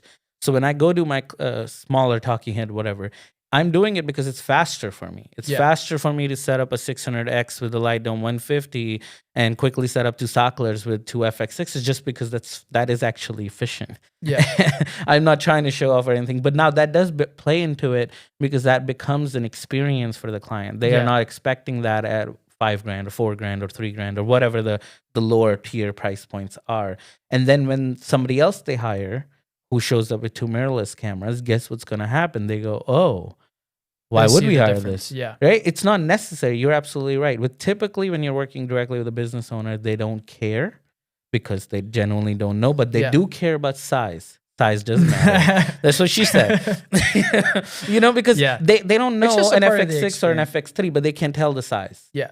Tell me if I'm wrong. And then they will always hire the guy with the bigger camera.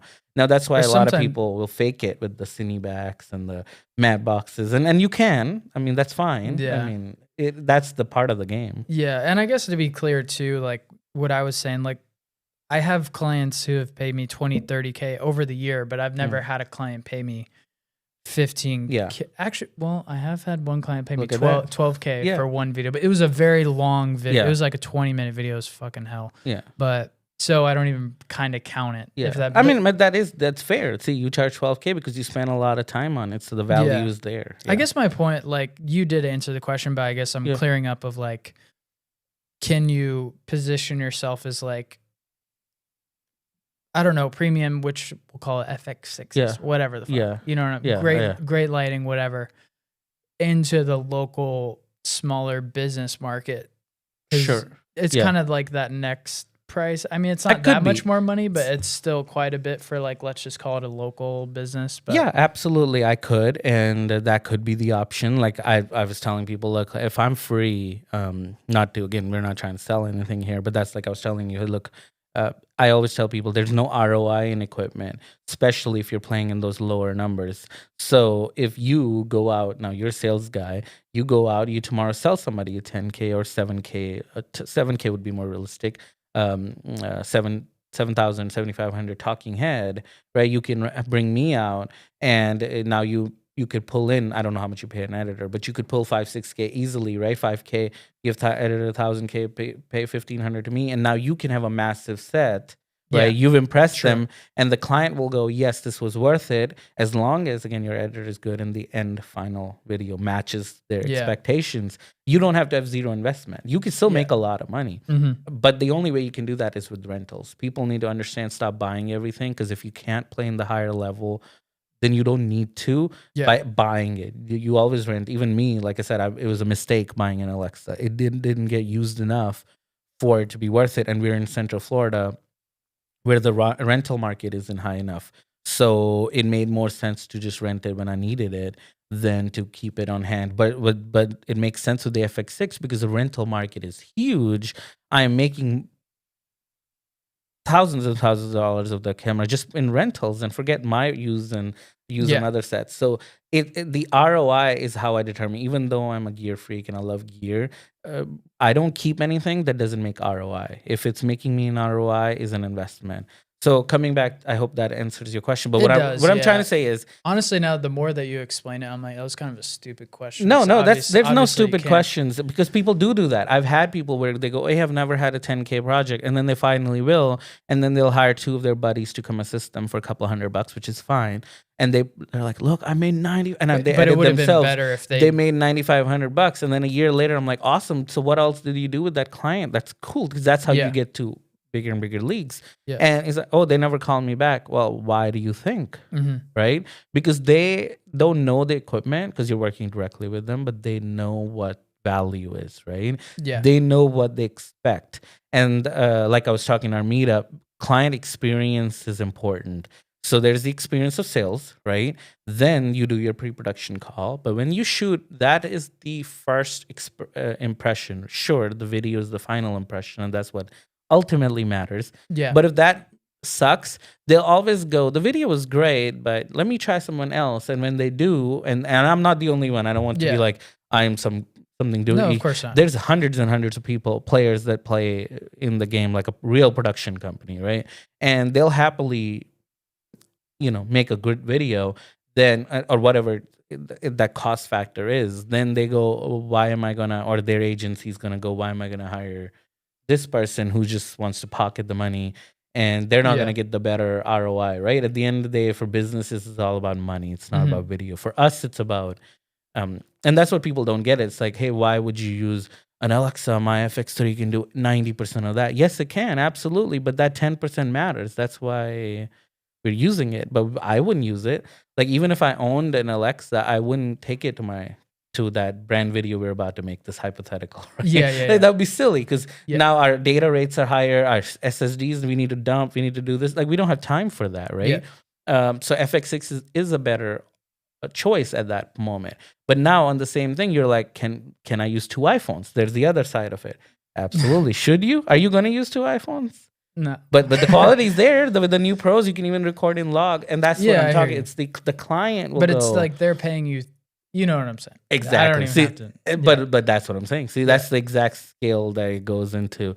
And but funny thing is, you don't need to own any of this. You don't need to buy anything. If you want to start playing in that league, all you need to do is just go sell it, because there's people with those equipment and that skill set that are ready Yeah. to be hired by you. You'll be the boss, and making still the most amount of money.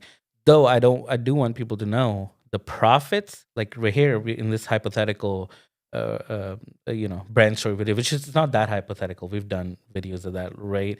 Um, you're pulling 5K out of 7,500 budget. Very good profit, right? Maybe a couple of days of work plus meetings. One for editing, let's say one for shooting. But on the other side, same thing. If you're, I don't know, making a 30K brand video, guess what? How many meetings there are going to be, True. right? Yeah. How much equipment there's going to be, how many pre-light days there are going to be. There's more work. Yeah. And so the profit maybe, let's say 10K, 12K, 15K, I don't know, out of the 50K. Sure. But technically, I think you made less profit overall per day. So I tell people all the time, there is more money to be made if you want to play with small businesses, because you can pull a higher profit rate and still make them happier. Yeah. Because 2FX6 will please, and an FX3 maybe, that I'm saying, Yeah. will please any small business. The problem is why I like to play in this middle ground, because not that many small businesses have 8, 10, 15K, right? To just spend every other month, at least in my opinion. Yeah. Versus the people who do have it, that's the scale that they're expecting. And I'd rather not go chasing, people, because the thing is, they're like, oh, we would love to work with you, but we don't have that kind of budget. Then what's the point? Yeah. I don't know. I Yeah. don't know. I think both are valid, if that makes sense. No, I hear Yeah. you. I guess I've just been kind of debating, and I asked all those questions because, like, kind of like what we were saying, like, you Mhm. do the brand videos and this and that, compared to just doing vertical content. With the vertical content, I very much productized the offer, and I Mhm. made it, I mean, pretty affordable. You know Yeah. what I'm saying? Like, Yeah. for the amount of videos, it's not the same work as a brand video, but it's almost like this yin and yang of, should I go back to doing more, Mm. I guess, longer format, trying to pitch bigger prices, or should I, like, Yeah. kind of, you know what I'm saying? And I 'Cause- think that's something you got to play with. I think this would be exactly, again, my what I'm thinking is it could be better to add to your best option, right? So you offer good, better, best. Sure. And then your best, you're like, hey, you get this plus you get a brand video, right? And if they pick it, then you get to do that. But I don't think you should take away from the offer that you're having success in. Sure. Because biggest, I think, mistake would be you're like, I'm tired of it, which I get it. If you're doing the same thing over and over again, no matter what scale, you get bored. Then you just stop doing it, and then now you're not making the revenue that you were. But nothing stops you from also offering those at the same time, and and you're good at them. I've seen your Yeah. brand videos, so they're great. So why not offer them? Sure. But I Yeah, don't think good you point. should take away from vertical, because there's higher profits. Like Mhm. you said, you can make bigger profit. Bigger If you're, chunk but of you're the money, one yeah. doing a lot of the. Yeah. I mean, you could hire somebody else to shoot. Yeah, and and stuff, but it's easier to find also people at that for vertical content cheaper, because yeah. they don't need to be that highly skilled, highly technical people. But at the same Yeah. time, so I have done that. I mean, I guess I'm just sharing this. Maybe Yeah. there's, you just got to be careful of who you've hired, because you Yes. could hire somebody at a lower rate. Maybe they have a good Yeah, camera or you whatever, gotta. but Mhm. maybe they don't have as much experience talking with a Yeah. client that, you know, You and gotta you definitely talk to. vet your people. Yeah, Yes, you of gotta. course. So I've it's, had not that, but I've had mistake of again. I'm very careful about who I bring to my set. I've vetted people, but I've had mistake where I didn't realize. And these are things you have to test out in public because you won't find that easily. But where they start talking about their girlfriend, their family, or something that went wrong in their life, I'm very easy to talk to. Like I'll talk about anything with someone, but in front of my client, no. I mean, we don't want to talk. We can joke around and have fun, but we don't want to be talking about personal issues or yeah. things like that. No, I That hear becomes you. unprofessional very fast. I've had that happen where I'm like, oh, I can't bring this person again, despite their skill level, because that's a negative experience. Because my client doesn't need to be hearing about what your girlfriend did at home or whatever, Yeah, whatever the you got a issue is. rash. Or Yeah, something. yeah, exactly. We don't, and maybe Or it's how your fine when car we're broke down. yeah, It's like, it's bro, they fine when don't need to we're hear it. chilling in lunch when there's no one around. Whatever. I don't care. To be honest, I'll talk about. Yeah. Like we were after that event, we were like chilling, we're talking, cool. No, who cares? But I wouldn't have that conversation that we had in front of a client, kind of Yeah. like that, right? Yeah, exactly. I guess So- to me, I think the reason I was asking all this stuff is just beginning of the year, you're trying to think, okay, I want to scale, because there's so many different ways you can go about this business. And like the offers, people say it all the time, Yeah. like the offers, yeah. one of the most important parts. So, Exactly. I think the offer should still be the same because I don't think you can, and some people do that. Now, yes, as a DP, if you're trying to be a DP, it may make sense to buy, let's say, your Alexa Mini or Mini LF, and then now you can market yourself. Look, I'm a DP, I come with this, and you may get work because there are productions that are just looking for, we need an FX6 DP or we need a RE Alexa Mini DP. But as long as your skill obviously matches with what the camera you have, but that camera will get you work. But as a production company owner or as somebody who's working with small businesses, there's no ROI in that. You will not find a single business owner who will pay you because you have an FX6 or an RE Alexa. They don't know the difference, right? They yeah. can see the size like we were talking about. So I don't think your offer should have anything to do with equipment. Your offer should be like you're offering now. Like, hey, here's what the business problem is. Here's what the solution is. And here's what the cost is after you met them to solve that problem. Now, what you can do is offer, again, a higher end solution where the production quality automatically should increase because it's a higher cost option. Sure. Right? That makes sense. So so your percentage profit may drop on that higher end option, but the number may be higher if that makes sense. Yeah. It shouldn't take you longer to make it, especially with small businesses. You can shoot most things in a day or two. At least that's what I think. Yeah. What do you think? Yeah, I mean, I agree with that for the most part. Sometimes I've found like certain industries kind of suck. Like, not that the industry sucks, but just the type of project. Because ideally, you're like, oh, we could totally shoot this in one day, which a lot of B-roll and talking parts you can. However, sometimes you want the client or the client's like, oh, like, you shot the before, can you come back and like shoot the after? Whether they like did tile work or whatever, So like there are sometimes where I go back to the same job like 3 times. And that's there's not okay. a crew, it's just me, so I do it anyway. But yeah, and that's okay to do. Obviously, I've done that too. But at least in my contracts, I have clear definitions of this is the project, this is how many number of shoot days, this is how many number of crews you're gonna get. So we're gonna come out like 2 times, to your shoot. So third time I'm coming, there's extra charge. But like you, I have done that, and I will like I have had, but again only for small businesses, never for the large. But they're like, oh, can you come get this pickup shot or whatever? And I'm like, sure, but it won't be a whole crew. But I'm happy to grab a camera and go get a quick shot because. Yeah, you care Especially about if the I'm available. relationship. Yeah, because to me, the relationship is far more valuable than that. And 10, 15 minutes of my time is not worth creating a negative experience. But only, again, this is once in a while. This is an exception. And again, at the end, it will help me create a, what do you call, better product at the end, right? Yeah. And that they're is not trying to like take it, exactly. You can kind of tell if they are. Yeah, but I've had, so I'll give one example. I've had a slightly negative, I wouldn't call it that negative, but I had a client who wanted us to make a course, And me being nice, because she was new to this and she didn't have enough budget, so we were like, sure, we'll create the course for you. I think we discussed on a 10K budget or whatever for 2.5 hour course. Dude, that's like incredible rate, and high production, Two and a 4 half cameras, yeah. Full crew. Anyway, and that's because I want to help her out. But then the miscommunication there was, she had option of Spanish or English, and so I was like, look, you tell me the language you want to make, and we definitely can make 2 languages. And so we chose English because even though that's not her first language, that's where the market would be bigger, right? She can make more money. But I was like, hey, as a bonus, no, that's my mistake. See, lessons learned. I was like, look, here's what I'll do. Until we can make a Spanish, I'll just give you a dubbed version for free. Now it's not perfect, but it's something until you have a Spanish dedicated version. Exactly. Like 2.5 hours of freaking dubbing, but that doesn't mean there's any editing, right? Because we're just covering, obviously, if it's our native language. And Spanish, the lines will be shorter, so there'll be gaps. So what happened is we gave her the English version. She's like, amazing. This is exactly, perfect, blah, blah, blah. Exactly what I expected, because I know we went above and beyond. And now I'm like, okay, let me dub this in Spanish. And darn it, man. And we had recorded her, so it was her voice. And then she's like, but there's too many gaps. And then the whole negative experience. She's like, there's too many gaps. It's not good. Why is it not edited? And obviously the contract says it clearly. I know in the communication, I was there in the meeting. I told her, but that is now months ago, right? So she's like expecting this to be edited. So you have to be very careful about it. So the experience wasn't the greatest, but I had to like break it down to her. Look, there's gonna be no editing. This is already for free. It's cost me, a decent amount of editing hours with the Spanish editor.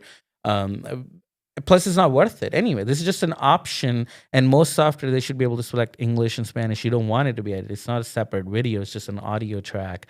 Point I'm trying to make is, yes, when you're ready, we'll make a Spanish version. But this isn't it. Yeah. Anyway. Maybe that favor should have been a couple photos. Yeah, exactly, right? So I've learned my lesson. Sometimes going above and beyond isn't worth it either. So now my current strategy is, what I do is just simple. I promise them this number of days, this number of people, this number of cameras. Like, so it'll be a 2-day shoot with 3 cameras, 3 equipment. I always bring an extra camera and an extra person. I already plan for it. Obviously, this isn't typical Vipul move. Yeah, exactly. So they'll always get more than what they expect. That's my strategy. So they're like, and I'm very clear about it. So that's why they know. They're like, okay, so I'm gonna have 3 cameras, 2-day shoot, 3 people, and there'll always be 4 people.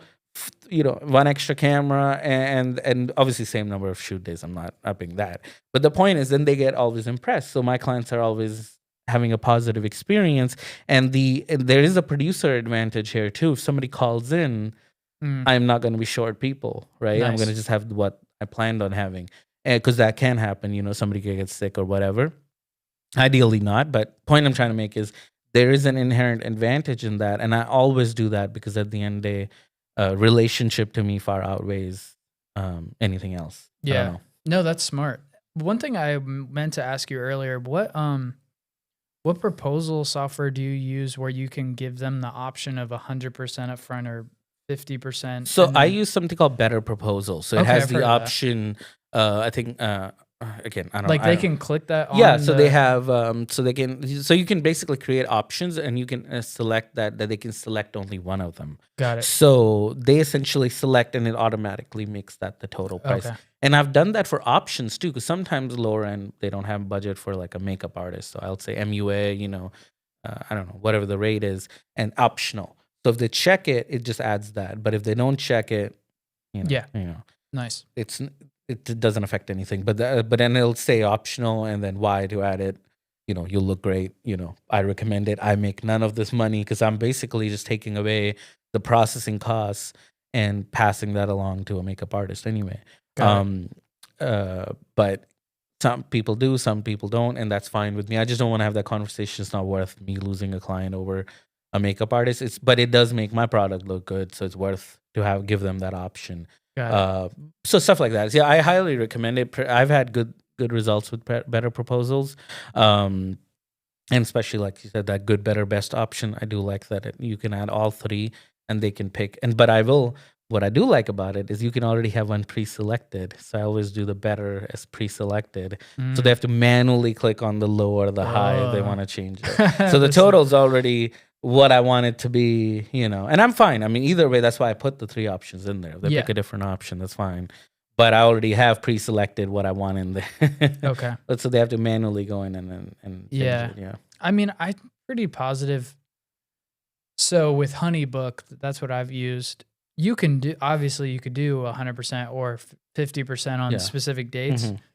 but I pretty positive they don't have a setting where they can choose which Yeah, no. upfront or Again, it's been a 50. few years. I actually started with HoneyBook. When I initially started, I took HoneyBook, but then I was like, they're charging so much money. They were like $400 or whatever a year back then. I don't even know how much they are. I think Better it's that. Proposal was half of that. Is it that or is it more? HoneyBook? Yeah, I think so. and I think 300 the or rates are 400 going bucks. freaking up too. But the issue with HoneyBook was, like you said, it's great for what it does because, like I said, I could split the 50-50 payment.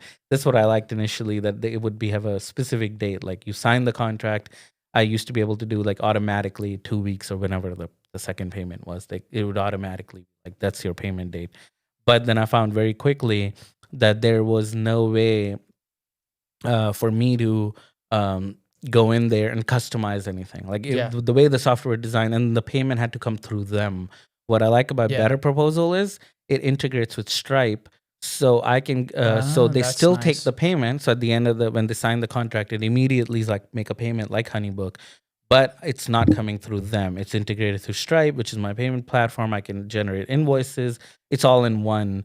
So all the money stays That's smart. through one thing. So it's a lot easier to manage, and I don't have a separate software and HoneyBook having any access to, what I didn't like was my payments. So if they don't like it, somebody does chargeback, I have no control over. And I think they still use Stripe or whatever on their back end, but you don't get any control over your payments from at least when I used it. HoneyBook or Yeah, Better? HoneyBook, I'm saying.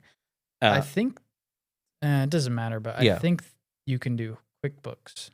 Okay, so that may be new. When I was there, I it don't was through HoneyBook directly, It which doesn't matter. they had a payment platform too under them. They were honest about it. But what I'm Yeah. saying is, you didn't have any access to the payment platform. Like you couldn't see the details that you can. Have you ever used Stripe? Yeah. Okay, so yeah, so like you can go deep into who this person is, a card fraud or not, or whatever. I know who's Okay. paying me. Like they're, I've never done that. I've done like 95, maybe even 99% of my payments through HoneyBook. So, but I have Stripe. Yeah. So, and that's why I liked Stripe, because it's a large payment platform. You can vet who's paying you, which, I mean, generally they're good businesses. Regardless, like I said, I don't want to have risk because there's so much cost involved. For me, at least, I have crew costs, I have equipment costs. I don't want to bear any, losses or whatever. We're a small company, so it's just not worth the risk, is what I'm saying.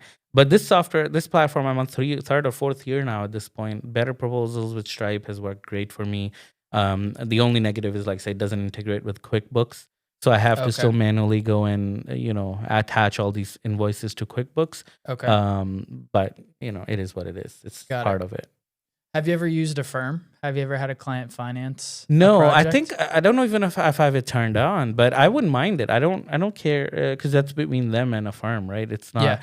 It has nothing to do with me, so I wouldn't mind if that's. Again, Oh yeah, there's no downside to you. I was just curious if you've ever no, pitched it. I don't think I haven't not. I know people who do that. That's like I need to check if it's turned on. They That's go for it because you'll get a PIF, you'll get a payment up front, and then or paid in full, whatever, and then they finance it. Yeah. For whatever. And that's what I'm saying. Exactly. Yeah, it's pretty wild. And I'm so glad. See, this is why I wanted to have these conversations, because genuinely, I don't know. So I need to go pull up my Stripe account and make sure that these things are turned on. Because, like you said, why would that affect me? As long as if it's better for the client, why not? There's a specific setting though. So they don't have. I don't think they have a setting or something like photographer, videographer, like. It's either not an option or it's blocked for a firm. So you have to put like professional services or something like that, or like something. It kind of was a pain in the ass. Okay. And but did you turn it on? Did somebody take it? I have it. I've never done it. I've never got it. But I know people who do like marketing. Yeah. And they'll get like 10K up front, but they're paying whatever, like $1,500 a month. Exactly. And I think that's totally fair, obviously. Any way we can help a client, because at the end of the day, at least the scale we're talking about when we're not working on the marketing agency, we're just genuinely trying to help people, man. We're just trying to make them videos. We're trying to help them make money. And if that is the way they can currently finance it, and get it done. And which is why I'm so try to be efficient with making videos faster for my clients. It's like the sooner I can get the video to them, the sooner they can implement it, the sooner they can make money to make more videos, right? I Yeah. want them to have success. So that's why I try to do like a 2 week turnaround, because I really want them to take advantage of the videos that we're making. Yeah. So yeah, no, I would love to turn that on. So, and as soon as we're done, I'm gonna go check my Stripe, make sure I have that turned on. Yeah. Because Try it. if I don't, why not? Why it makes no sense. Why not to? Yeah. Because I'm getting, like you said, paid in full up front. So Yeah, for sure. So I know you get, I guess, all your business or majority from referrals. Have you focused on like social proof, or, outside of somebody just like, hey, I worked with Bindra, he's great, yeah. you should work with him.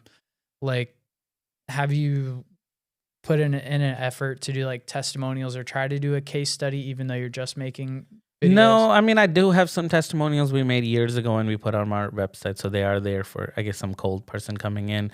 Mainly what I try to do is ask, obviously, who sent them, so I know what their expectations are. Because, if Okay. it's a client I did an expensive Nice. video for, I'm like, okay, I hope they have the budget for that, right? Or they're lower end, so I know at least what they came through. Because I'm pretty sure business owners love talking about money.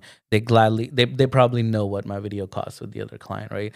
There's a very unlikely chance the other guy didn't tell I'm them what always he worried spent. about that Yeah. when I raise my prices. No, yeah, I mean that, but it happens, Your though, price is yeah. your price. So, funny enough, I have never raised my prices since I started a production company. I think we're very fair. Because we were always a premium option, but Yeah. I've never raised my prices. I need to. Maybe 2026 we'll see. Because like I said, the money that was then doesn't mean half Yeah. as much now. But luckily we've scaled so much that it hasn't affected me as much. But still, Do it, again, bro. what was I saying? I lost my train of thought. No, just like, I don't know. That was something I wanted to focus on this year, especially with trying to help more people with ads. Was I basically like, you have to get like social proof, client Oh, result. yeah. It's kind of so different. the social proof that I do is genuinely share, like, so for example, somebody will come to me and they're like, oh, we're a dentist or we're a lawyer or we're whatever. So I could generally have worked with one of every industry or a similar industry at least. So I can pull, like, it may not be, let's say, ophthalmologist, but it may be a chiropractor or whatever. Yeah, so I could pull something similar, but I can be like, hey, look, this is what we did for them. This is what kind of the video looked like. Is that what you're kind of? Because my Nice. biggest thing is, before that, I'll always ask, do you have a video I can see, right? That, because the main thing I'm looking for is they're showing me a 100K video or 1K, because the expectations have to be matched. I want to exceed their expectation.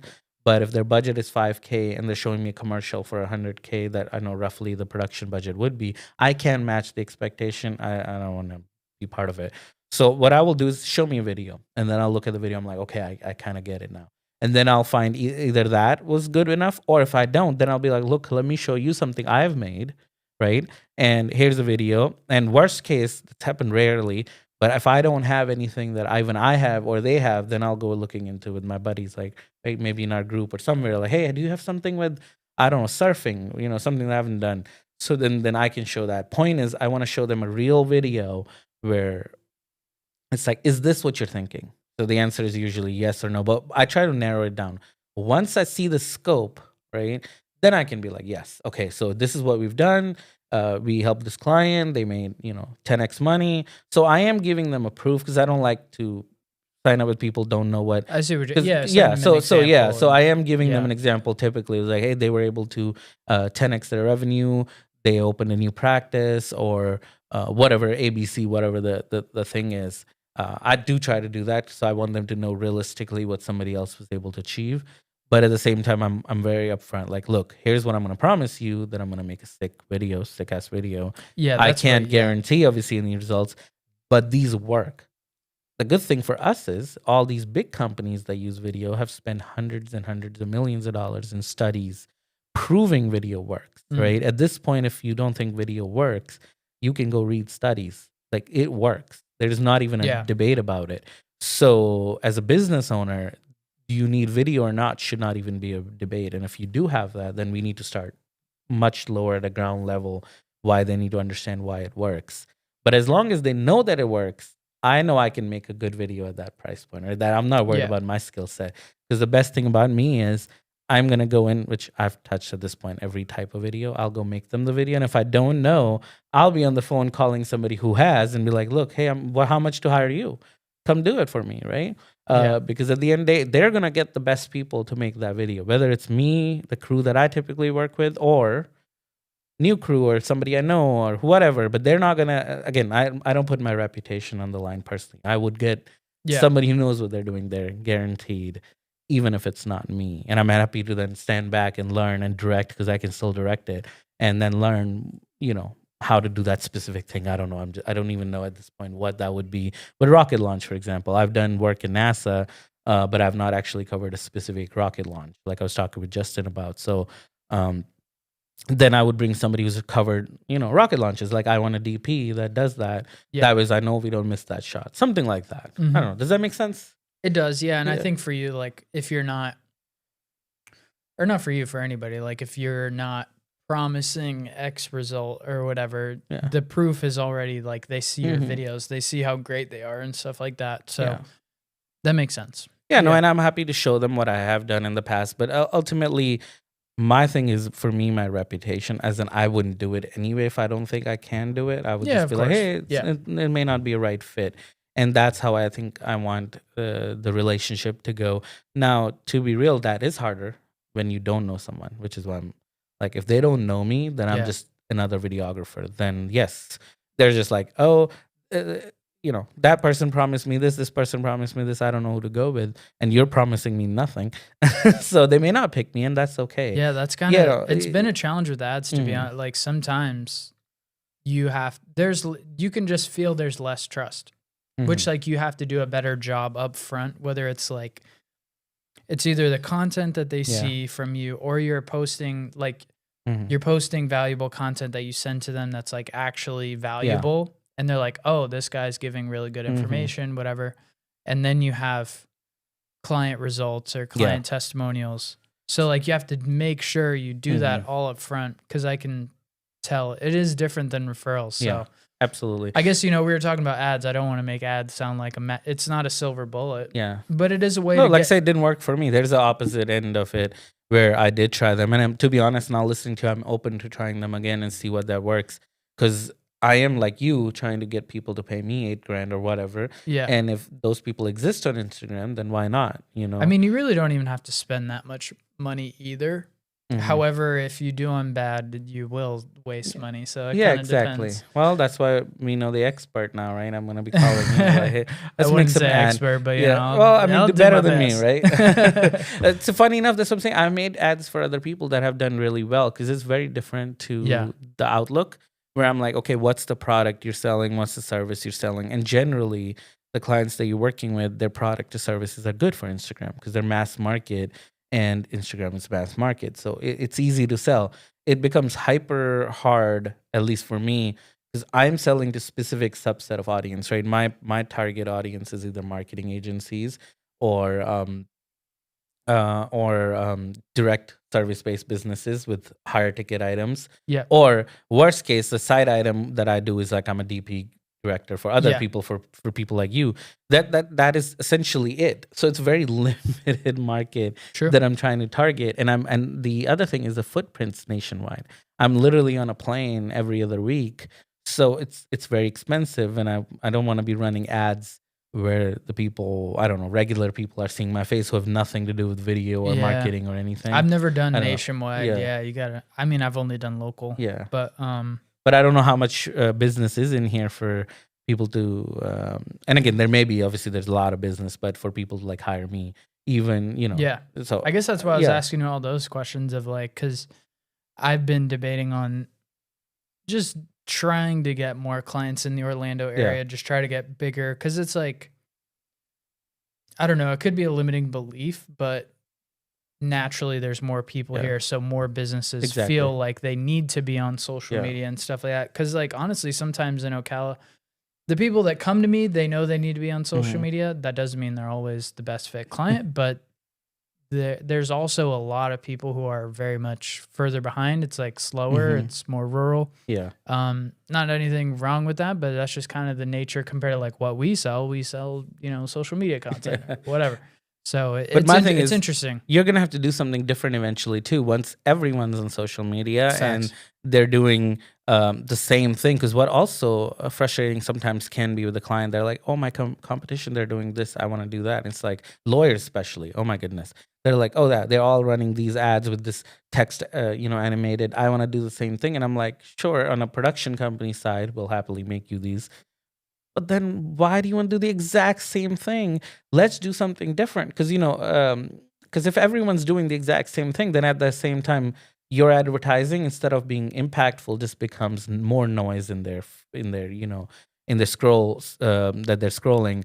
So I've tried, and lawyers are the hardest one, where they're like, no, no, no, we just want to do this. I've So I've never done a worked with ton. a Yeah, lawyer. I've done a ton of I don't these think. things. They want these.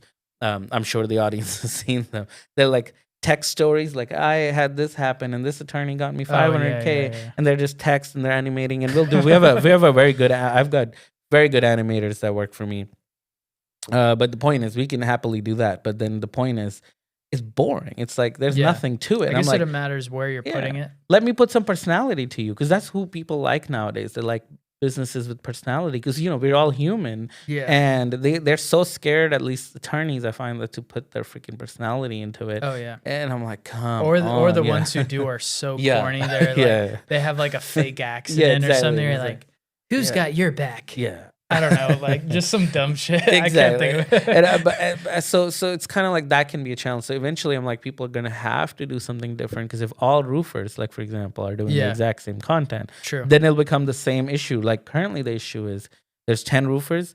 I find one with videos. I see their personality. As long as it jives with me, made it life easier, right? Thank Yeah. goodness there was video. Once there's 10 roofers doing the same thing, the issue will be, I don't know who's now real. So I need somebody who's doing something unique or Yeah. something creative. Like you said, that vloggy style already sounds very interesting to me. I may pick that one because I'm like, oh, that's more real.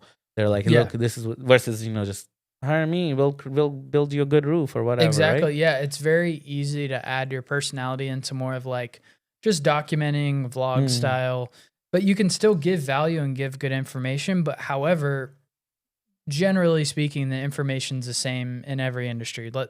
Yeah. General statement. But without being corny, you can like add your personality to it by Mhm. telling a story or telling your perspective. I don't know, compared to like sometimes people try to almost like lawyers, like Mhm. sometimes they'll like force their Yeah. comedy into a skit. You know what I'm talking Yeah, about? and it's not even funny. Maybe Yeah. some inside joke or something. Yeah. like we'll fight for you. Yeah. I don't know, just some I don't know. Yeah, and they're usually, as somebody who has in the past hired one of those TV attorneys, man, they're so bad, because you see them, and Oh, the funny thing really? is that you're very good at answering the phone. So because you want to hear the Better same call guy, Saul. yeah, Saul type of Goodman. guy. So there was, I wouldn't name the attorney, but I'd hire Saul years Goodman. ago. So we need an attorney, and something not relevant to this, but then you have this name that's coming over and over again. Call me, call me, call me, and then when the time comes, you're like, oh, let's call that guy. And first I was like, I knew there was going to be a scam, because I'm like, oh, watch their team, it's a big team, right? So, but no, the exact attorney answer, I'm like, dude, this is good strategy on their part, because they want the same guy that you're seeing everywhere. Yeah. But as soon as you talk to the guy, he's like, oh yeah, I can fight for you, same spiel. But then as soon as you sign the contract, oh, this is your attorney in my team, right? Damn. So that's the strategy. It's like, Yeah. you see the guy, you see him everywhere, and then you go to talk to the same guy over the phone or whatever. But as soon as you sign, you're like, hey, here's your specific attorney, and now it determines if they're good or not depending on the attorney that they sign to you, Yeah. right? Yeah. Which may be good or bad. I'm not going there, but the point I'm trying to make is, yeah, and again, that is a strategy. That's a sales strategy. It's just not what I like. I Yeah. don't know if I would want to do that for me or for my clients, but No, I it is feel you. something. But anyway, man, this has been fun. Thanks for coming in. I'm so happy for you. I've known you now a few years. Seeing your success, seeing you grow. I think Trying you're to be doing. like you, bro. Oh, come on, man. I'm like, hey, you're having success too. And I've learned so much. That's what I keep telling people. It doesn't matter where anyone's at their journey.